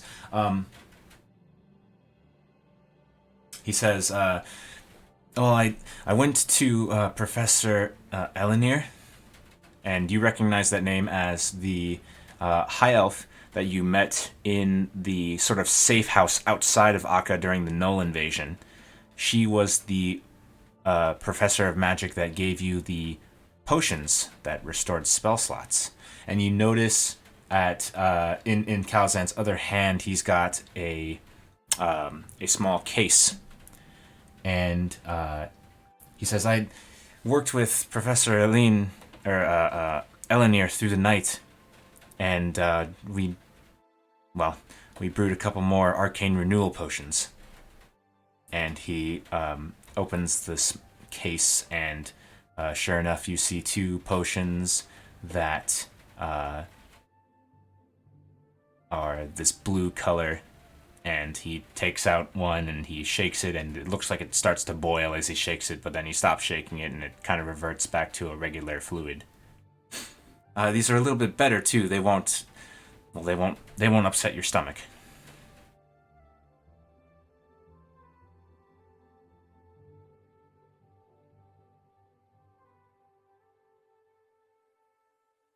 And he starts getting like nervous as you don't respond to him. Am I? Hello? Oh, yeah, you're here. Okay. Hear you. I will kind of smile up at him and I'll Guys, say, I'll be "Thank right back. Okay. Delia, take the lead. I'll take the potions from him and I'll say thank you. These really do come in handy. He nods. He says, "Again, I'm sorry about my behavior last night. I understand why it'd be a bad idea for me to just come with you."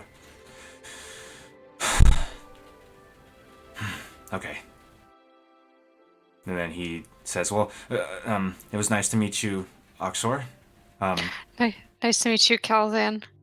Tell Tadias I apologize and all that, and good luck and everything."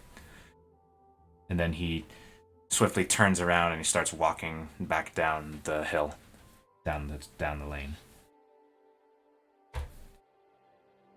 While we wait for kitties.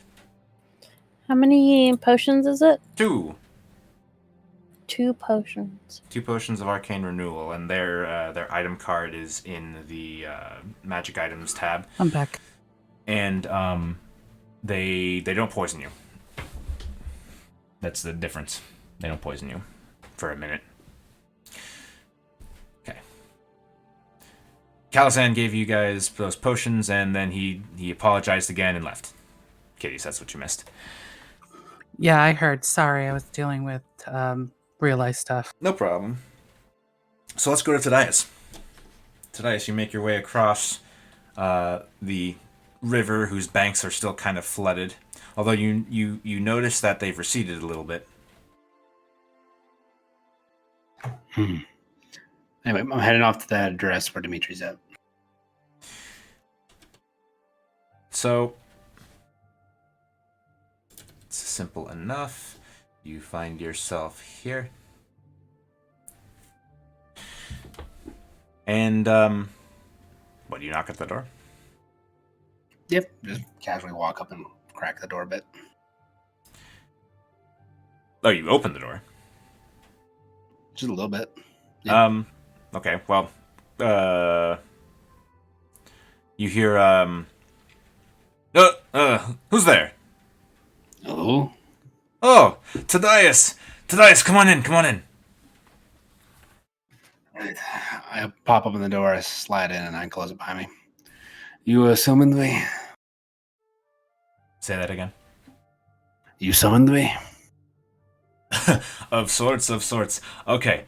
He says, he looks at you and he kind of, he folds his hands together and he says, "I heard from Thurl, and he's not crazy anymore."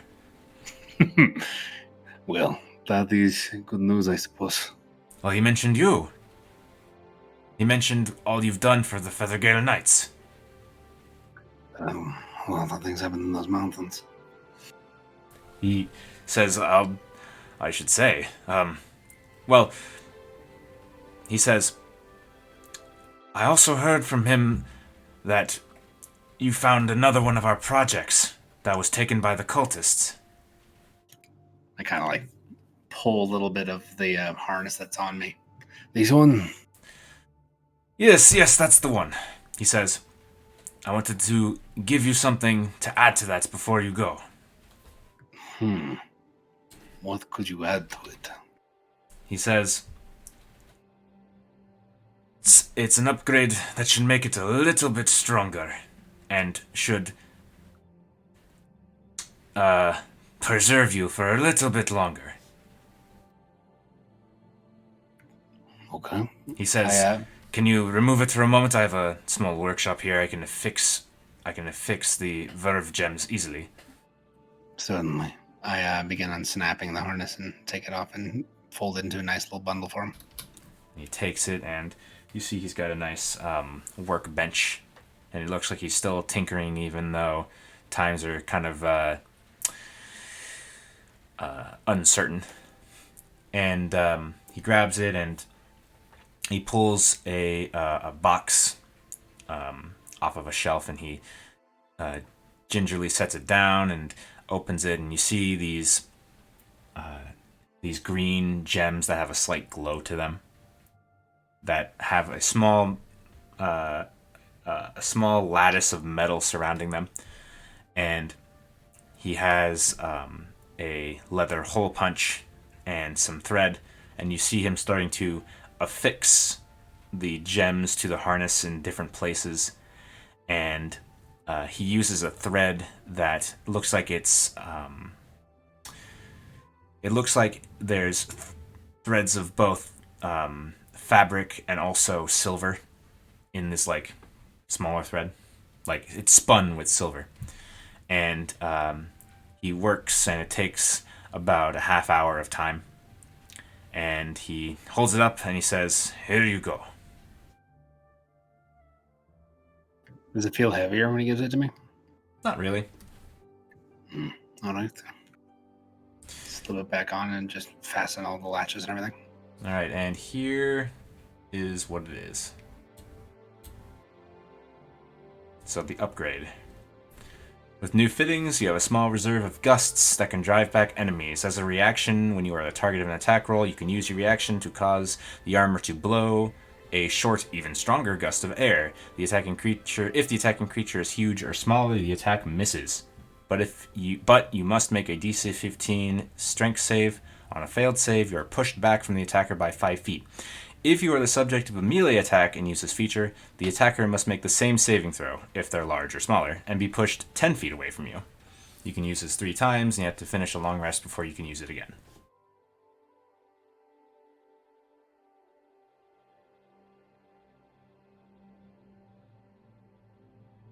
All right. He says, "Keep yourself safe."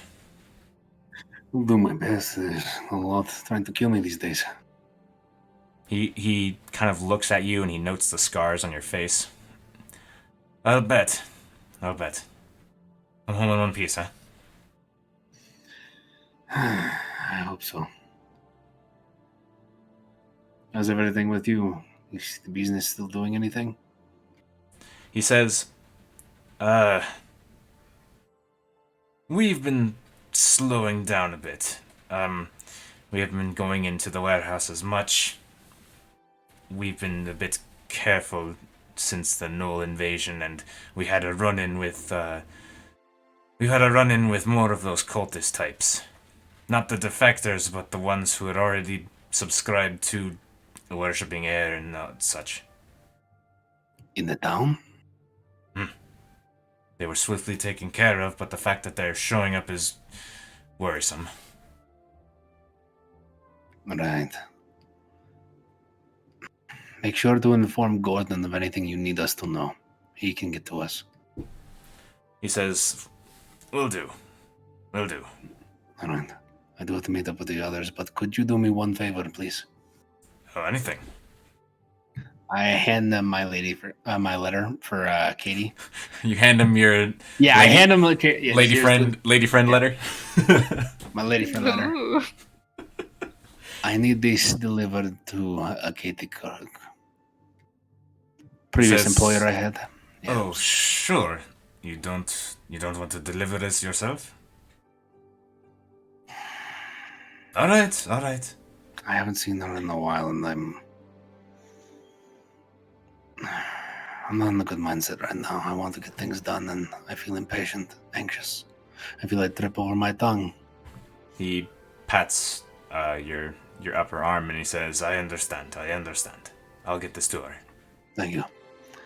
And I'll probably be out of the city soon, so take care of yourself, alright? I will, and you do the same. I'm trying. Not doing the best, but do what I can. Well, whatever you can't take care of, I'm sure your companions will. They've done good so far. All right. Goodbye, Uncle. I'll be back. We'll see you again. I'll leave to meet up with the rest of the group. Okay. So the rest of the party shops what they need to shop for. Tadius heads back across the bridge, and as he does, he notices that it has receded even more, almost back to its normal height. I'm noted, and I definitely will talk to the group about it when I get back to them. So, we'll say for the sake of ease of narrative that maybe about 10 minutes after Kalazan heads back, and maybe you're and after Vox gets back from the apothecary with those healing potions, Tadius returns. You see him walking up the hill, up Market Avenue. And by the way, I don't convey this very well on here, but for your sake, Rachel, this direction, if you can see it, so like you guys are here. Oops. Mm-hmm. So this direction is uphill. So Okay. the top of the hill is like here, and then it's down a down slope this way to the river. Gotcha. Yeah. Okay. So you see Tadius coming up the hill toward you. And eventually you're all in the same place again. So, news. We might have to ask Gordon about it, but the river seems to be receding. Did you taste it? I didn't want to get down there and risk it, but I'm sure we can get one of our new compatriots to do it. Maybe a haze. Huh?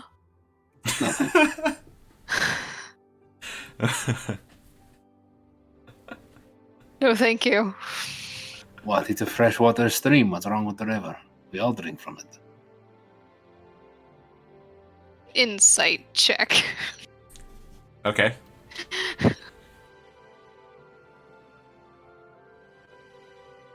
Oh, there it is. 20. He's not lying. You definitely get the people of the city definitely get water from the river. But you notice, like, there's definitely some well, I mean, is 20 enough? What about the smell? The smell. Well, I don't think Auxor's close enough to smell the difference. So, but in terms of Tadius, the sea salt smell is definitely receded a little bit. That's a good question, Vox. I mean, he definitely used the word haze, so Oh, I thought I misheard him say ox or something. No, I said haze. Wait, what does haze refer to? Like hazing. like and hazing nudie. someone. Oh, okay. Got it. So I let it But he on to said- be that it's worse than it is, essentially. Yeah. So he said like, you said our new compatriot to do it. Then you said like a haze, and that's why I was like, huh? Ah, I see. Okay.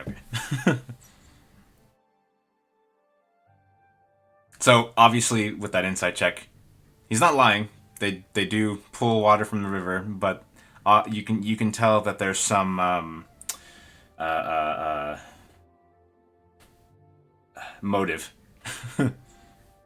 Right.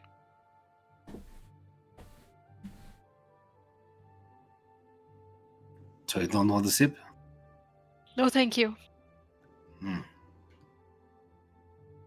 gonna kind of start walking towards the river then. You head back down toward the river. And what do you do? I'm gonna kind of walk towards the riverbank a little bit and just kind of get a swig of it in my hand Okay. and kind of smell it. It smells less salty than it did yesterday. I'm just gonna touch my tongue to it. Oh, he really wasn't joking. I mean, okay, so it's not as salty as seawater, but you do taste a little bit of salt on it yet. It's working on it.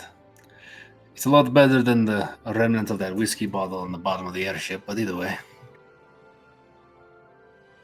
You drank that too. Auxor do does not know believe- what I'm doing. I do believe you licked the deck when it spilled. It was worth it.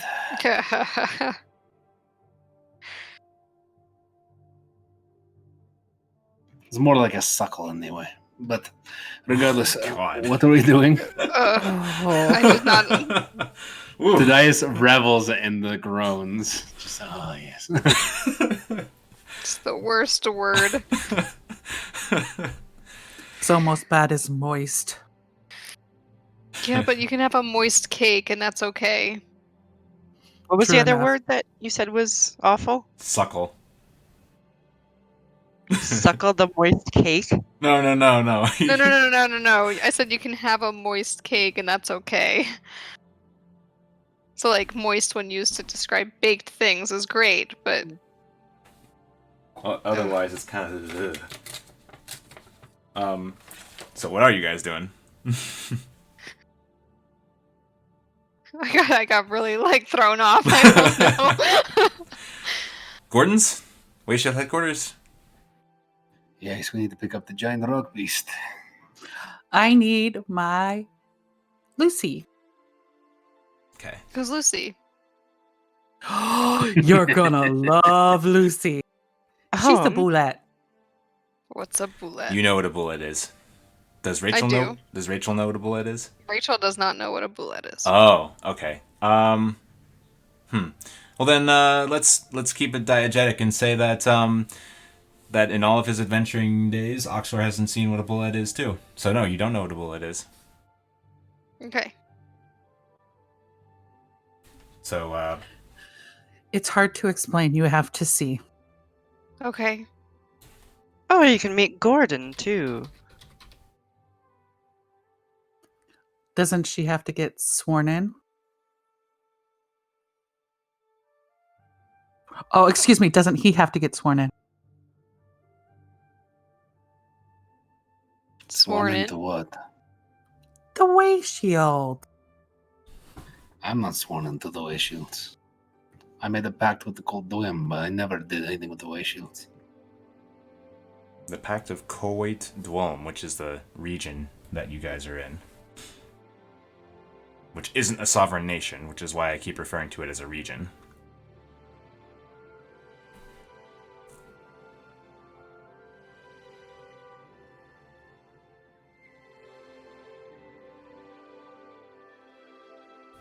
Yes.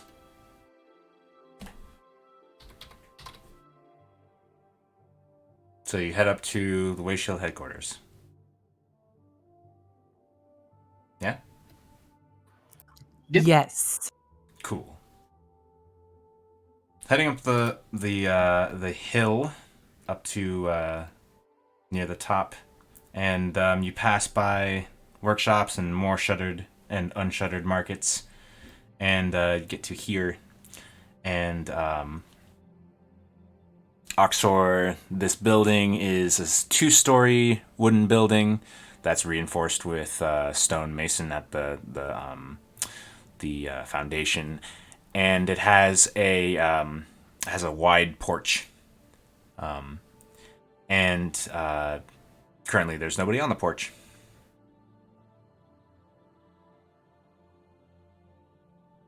I'm just describing the appearance of the place for Rachel's benefit. Hum runs around back.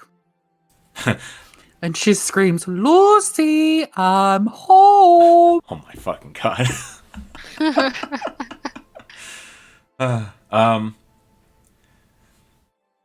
You hear a slight, a slight kind of happy gurgle sound, grindy gurgle sound, and you see.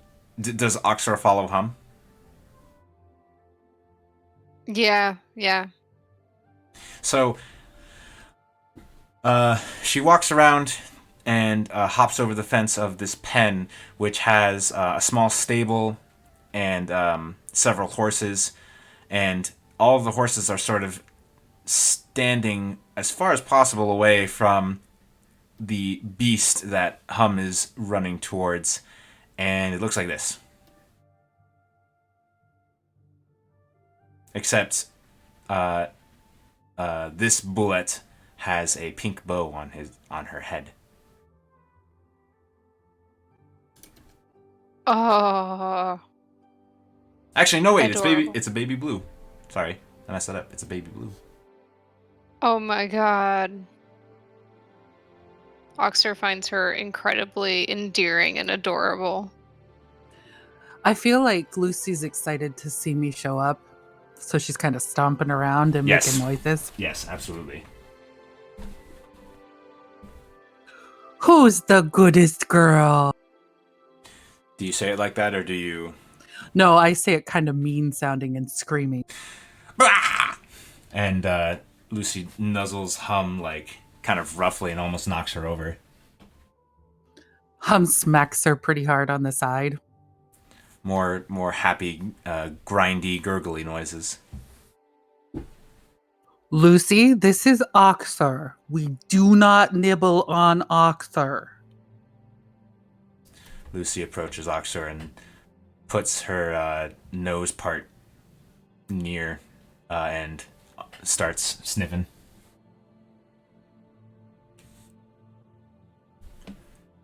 And this creature is about as... let's see. I would guess that this creature is probably... ends at Auxor's chin. Big creature. Like the top of her head is at Auxor's chin. Oh, you are just so great.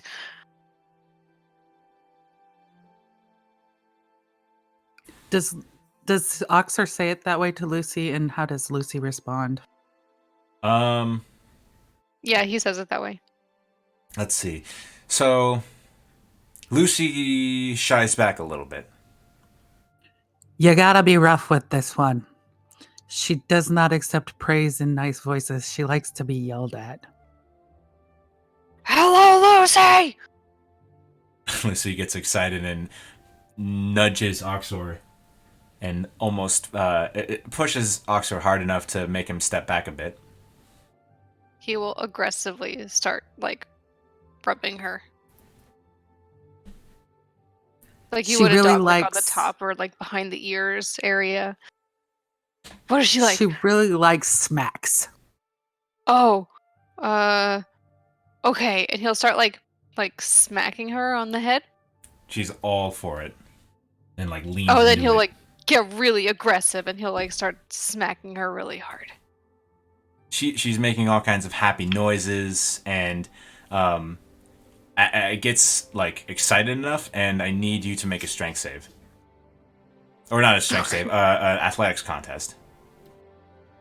Okay.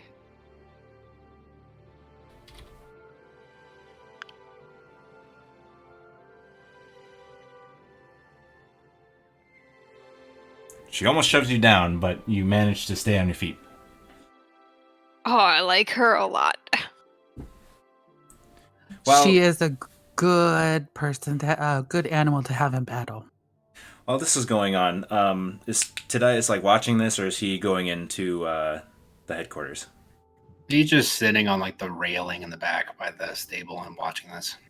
Okay. Box goes in Vox goes in? to find Gordon. Yeah. Okay. Vox, you go in to find Gordon. He is in his office, and it looks like he's doing some administrative work. And he looks up and he says, Vox. Hey, I want to come outside. Sure, he says, and he Are you busy? says, well, I assume you're going to be leaving soon, so I can take some time to see you off and take care of whatever we need to take care of. And he joins Vox. We got someone for you to meet. Come on. Oh, all right. He joins Vox and follows her out to the pen out back. enclosure, whatever. And he spots Auxor. And Auxor, this is a human man with graying brown hair. Brown hair, and he has some lines on his face.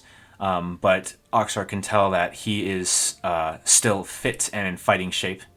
And just with his own experiences, with Auxor's own experiences in dealing with people in general in terms of combat, he can tell that this man has his own sort of magic abilities. And he says, "Nice to meet you.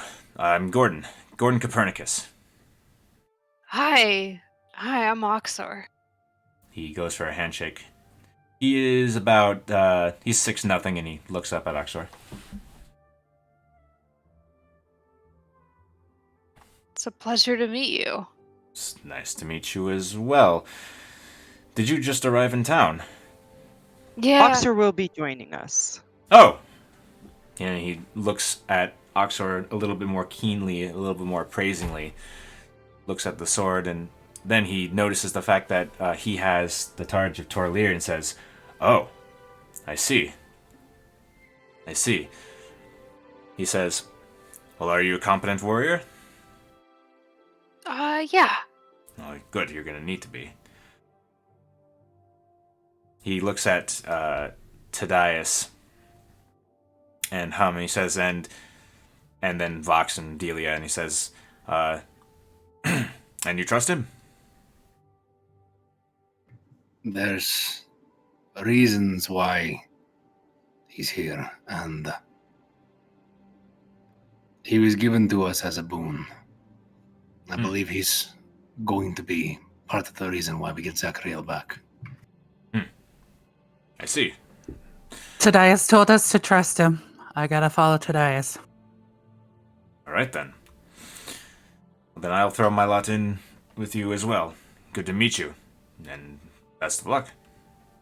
If there's any equipment you need, if there's any equipment you need that involves shields, armor, or longswords, then you can reach out to me.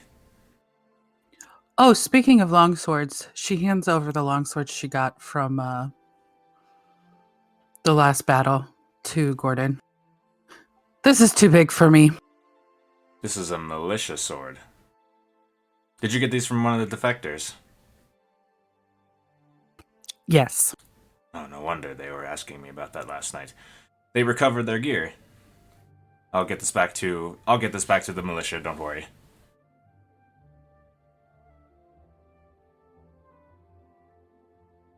Thank you. Then Gordon freezes.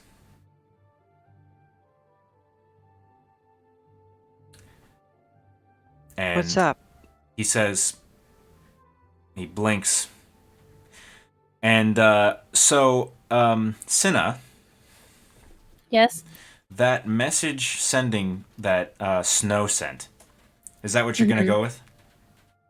I think so, if everyone's okay with that. So let's pivot for a second and try to get yourselves back into GTF mode. So you just slain Gar, the apparent prophet of the Cult of the Crushing Wave, and you have retrieved that implement that he was using.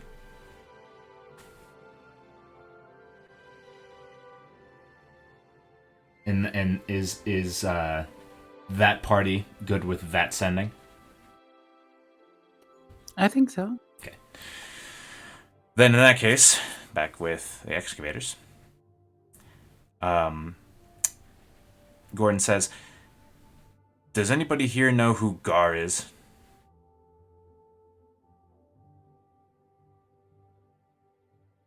No.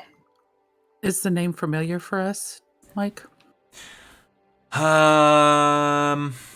I think that the name was mentioned a couple of times when you visited the keep on that island, when you were saving Sihara and Floriana.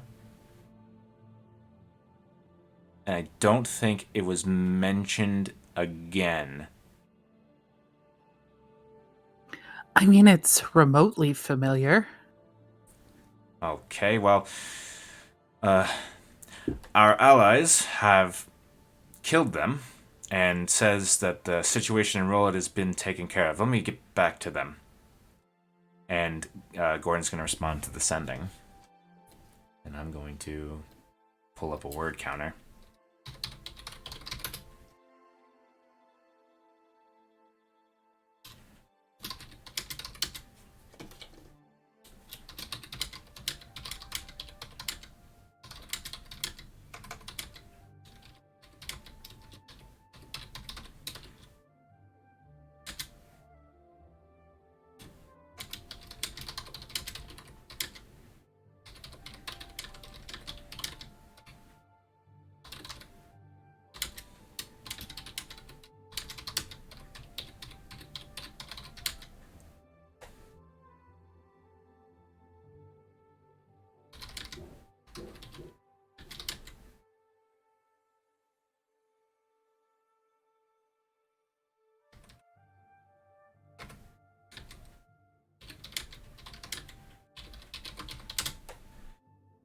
So, Sin, I hope you are in snow mode partially. He responds with,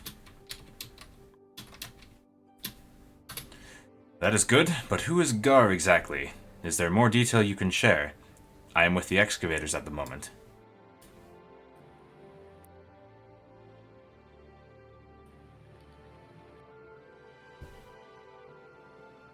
I will use my last spell slot and send him a sending back. Okay. Take your time composing it.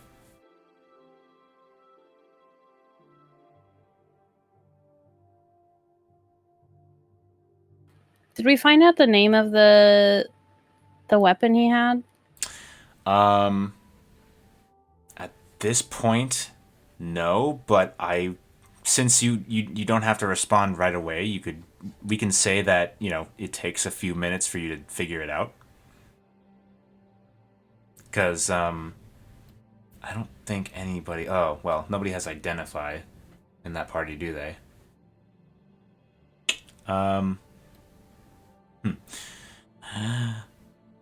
it's a trident. It's a trident that's blue and has, like, seashells on it. Actually, I can upload that art now.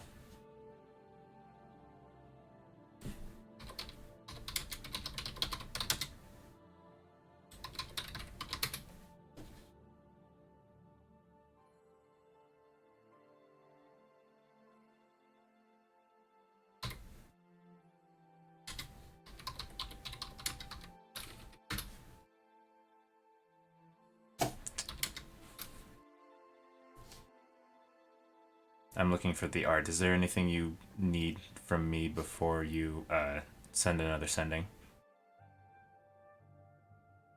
No, I'm just figuring Okay. wording out. Yeah. D&D stuff.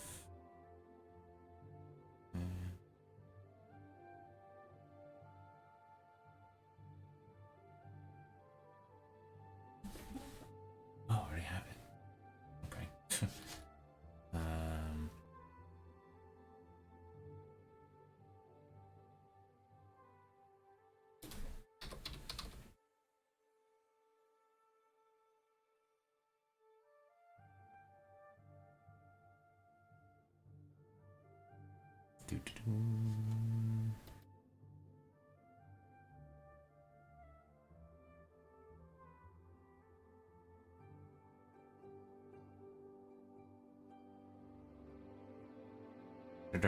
Save changes.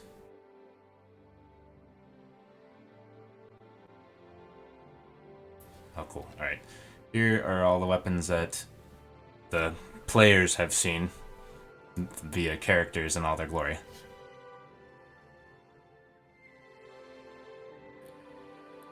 That is what the trident looks like. It's quite beautiful. Yeah. And evil.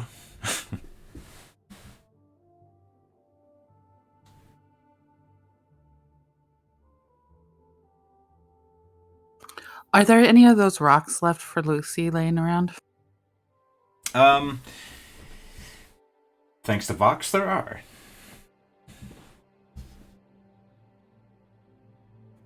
Hum keeps tossing rocks at Lucy to get her to eat.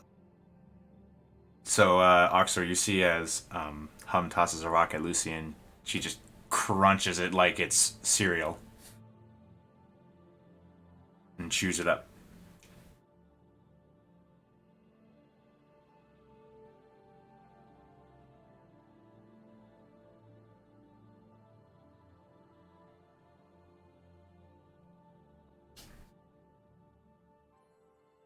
All right, this is what I've got.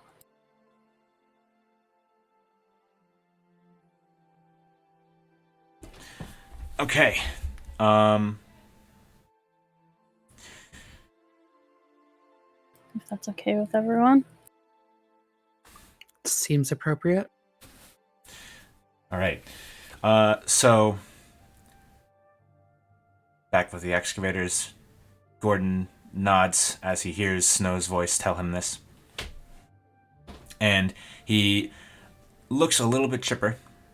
He gets sort of this sort of relieved and excited look on his face, and he addresses the excavators and he says, well, it sounds like they've defeated one of their cult prophets and have obtained a trident like the other weapons. And I would say that this keys for the excavators that have been here, because in the Fane of the Eye on the ziggurat, you found one of the shoot, what's the word for it? Holes, not hole, but like the thing that the weapons could Impression. fit in. The impression. One of the impressions was of a trident.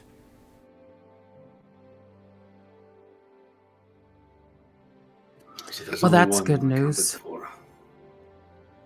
Very good. What is Which it one as? is that? That's dagger? The fire one. He did use the word trident.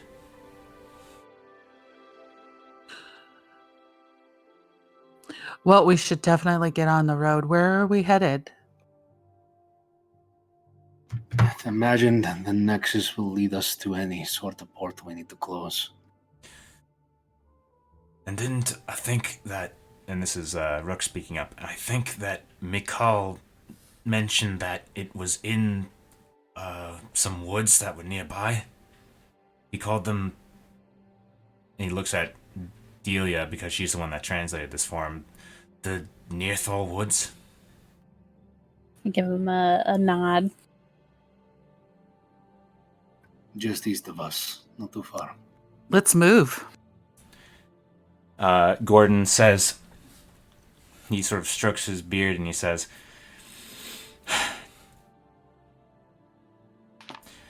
there's still probably many defectors hiding out in the woods there.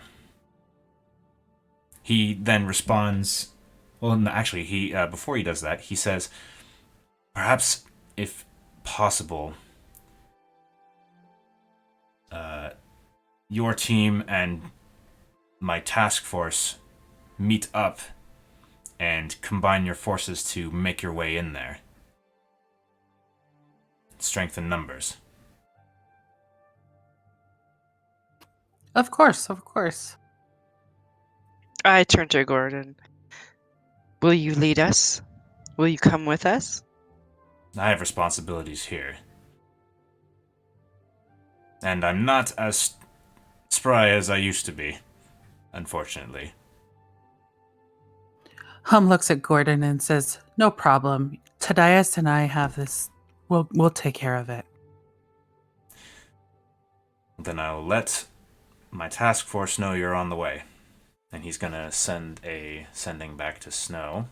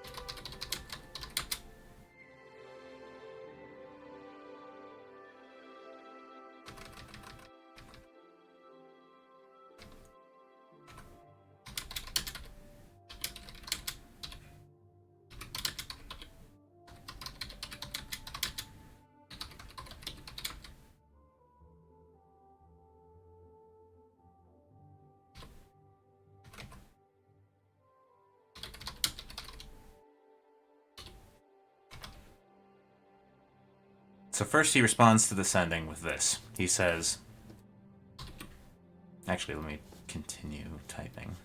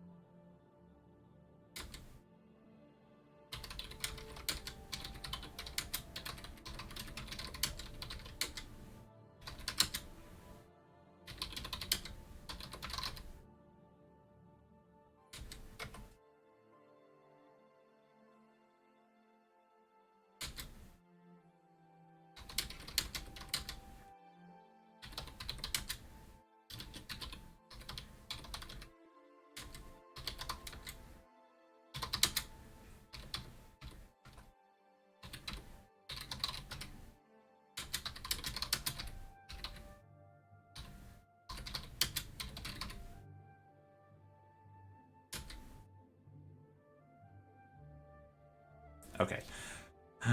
So first he responds with this. The excavators are on their way to the cult nexus that is in Nearthal Woods. It is within your best interest to approach with your, and it cuts off. And then a few moments later, you get a new sending that he initiates. Combined strength, since you hadn't approached from this angle before. If you are able, rendezvous with the excavators on the Rollforth Road. And you can respond to this without expending any arcane, or I guess cleric-y spell slots. I will share this with my party and ask, should we just attempt to go to the cult nexus? Well, I'm certainly open to it if everyone else is. It seems like that's where we're headed anyway, but this thing, As he points to the trident. Sounds fun. We should definitely go. It's a good idea, especially if Mr. Gordon says so.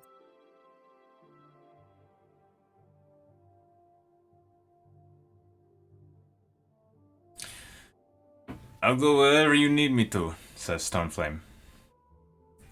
Miss Velia, will you be joining us? Or do you want to continue on whatever journey you were on before we found you? Oh no, we are taking her, even if she does not want to go. Yeah, I'm happy to. I'm happy to join. This has been exciting. Oh, very good. Then I think you should tell Gordon that we will do what he wants with the more adventure. I nod, and I'll start typing up a response. Okay. Was it GTF or the excavators that left the purple tree? I think it was GTF because there was a little side episode where Ice, the glaive, was taken by a pixie, and then he handed over a Qual's feather token as a apology after Snow retrieved it. And then that's what made the purple leafed tree.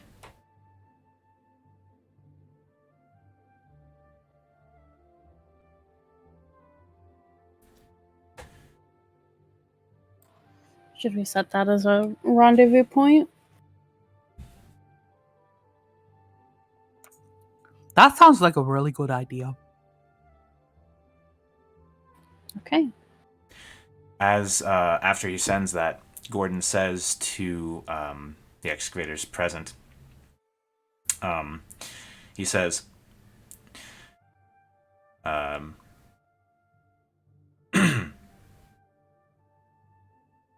would he phrase this? He says, Snow has informed me that she's very low on her own magic energies for the day, so it may be wise to meet and establish a base camp of sorts and rest. But I'll leave that decision up to you. He says this to the excavators. Just to be clear. I think that a base camp would work. What do you think, Tadias? I've got no problem as long as everyone meets up. Everyone else agree?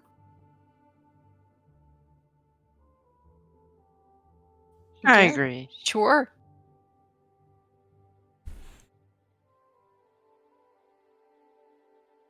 And since we're going that way, maybe we could visit the gnomes tonight. You mean like this morning?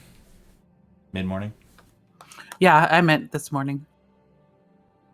I'm sure they'd love to have everyone. We're talking about Delia's family, right? Absolutely. Got it.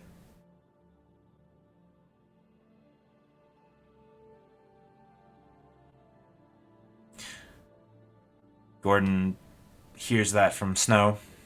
And he says, my task force has agreed to meet. He says, Snow references a purple-leaved tree on the edge of the woods.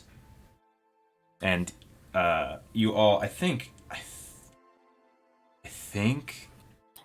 we've passed it before. I think you have passed it before, yeah. So you know what he's talking about. And you know that it's about a day's journey outside of Forest Stride to get to it. It's near the half. It's sort of near the halfway point where many caravans end up using space as a campsites, at least in normal times, for this world, this area. It's going to be kind of a trek there, so we should leave soon. Do you think the other party needs us to bring anything for them? You could certainly ask. I think.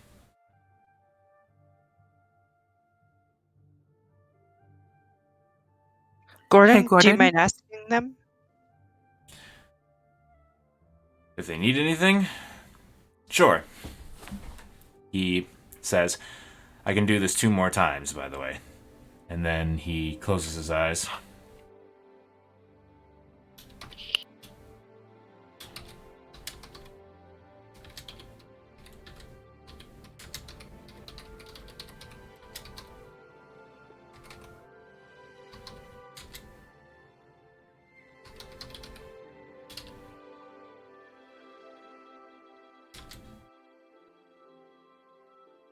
And he just asks, do you need any supplies or items? Snow gets that sending. I kind of quirk my eyebrow up and relay that to my party. Oh, they are in 4th Stride? Oh, he mentions that they're in 4th Stride.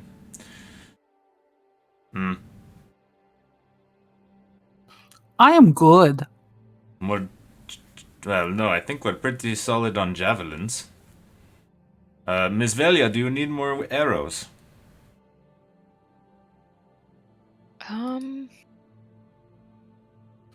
I have a whole new quill of them for you. Let me just double check her sheet really quick. No, I'm good. I have everything I need. Thank you. Just snacks and light refreshments, then. I'll just say snacks and light refreshments to Gordon. Snacks and light refreshments. Time to get more pastries? I think we better stop. Don't they have 2 Goliaths in their party? We're gonna need a lot of pastries.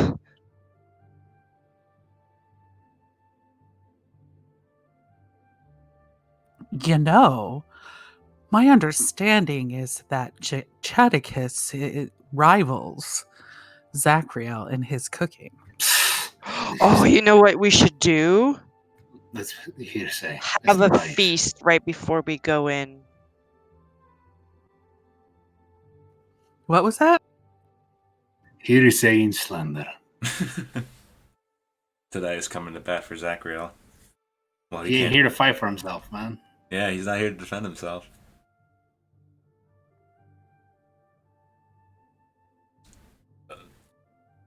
Huh. I'm not sure if that's the best idea to have a cookout near an enemy base. Yeah.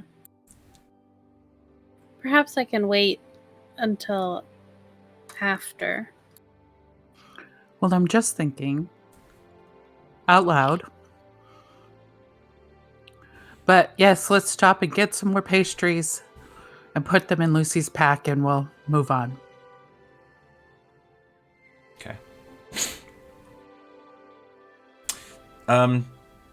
Delia, your parents, your family, they're wheat and flour merchants. Did they bake too, or am I imagining that? You are not imagining that. It's not as prevalent as like the farm, as far as like a money making adventure. They more do it for like a community based thing. I see. All right. Well, Gordon says good luck. He says reach out if things get very bad for you. You can reach out to me and I'll have I can have 20 way shields come running.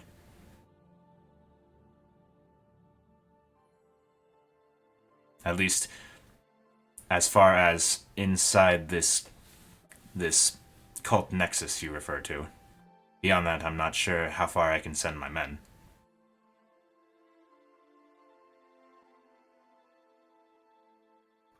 Thank you, Gordon, as always. Good luck.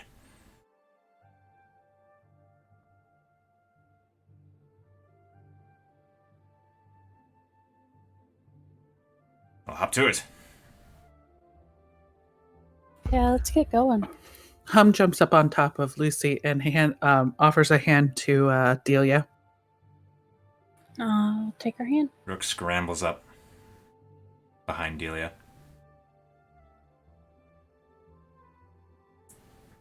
Okay, so we're low on time, but I wanted to see if we could have a little scene with Delia's family, just to have that like done, so that we can start next session with heading toward that rendezvous.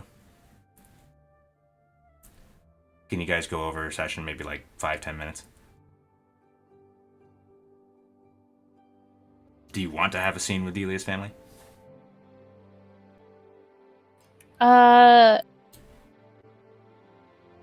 I feel like it would be really cute if I could like type it out and have some time to think about it. Okay, sure, we can do that. We can absolutely do that. I like that just as much, if not better. Well, then I think that this is a good point to end. So, thanks for playing. Bye, Joy. Bye, Joy. Joy. Bye, Joy. Bye, Joy. Bye, Joy.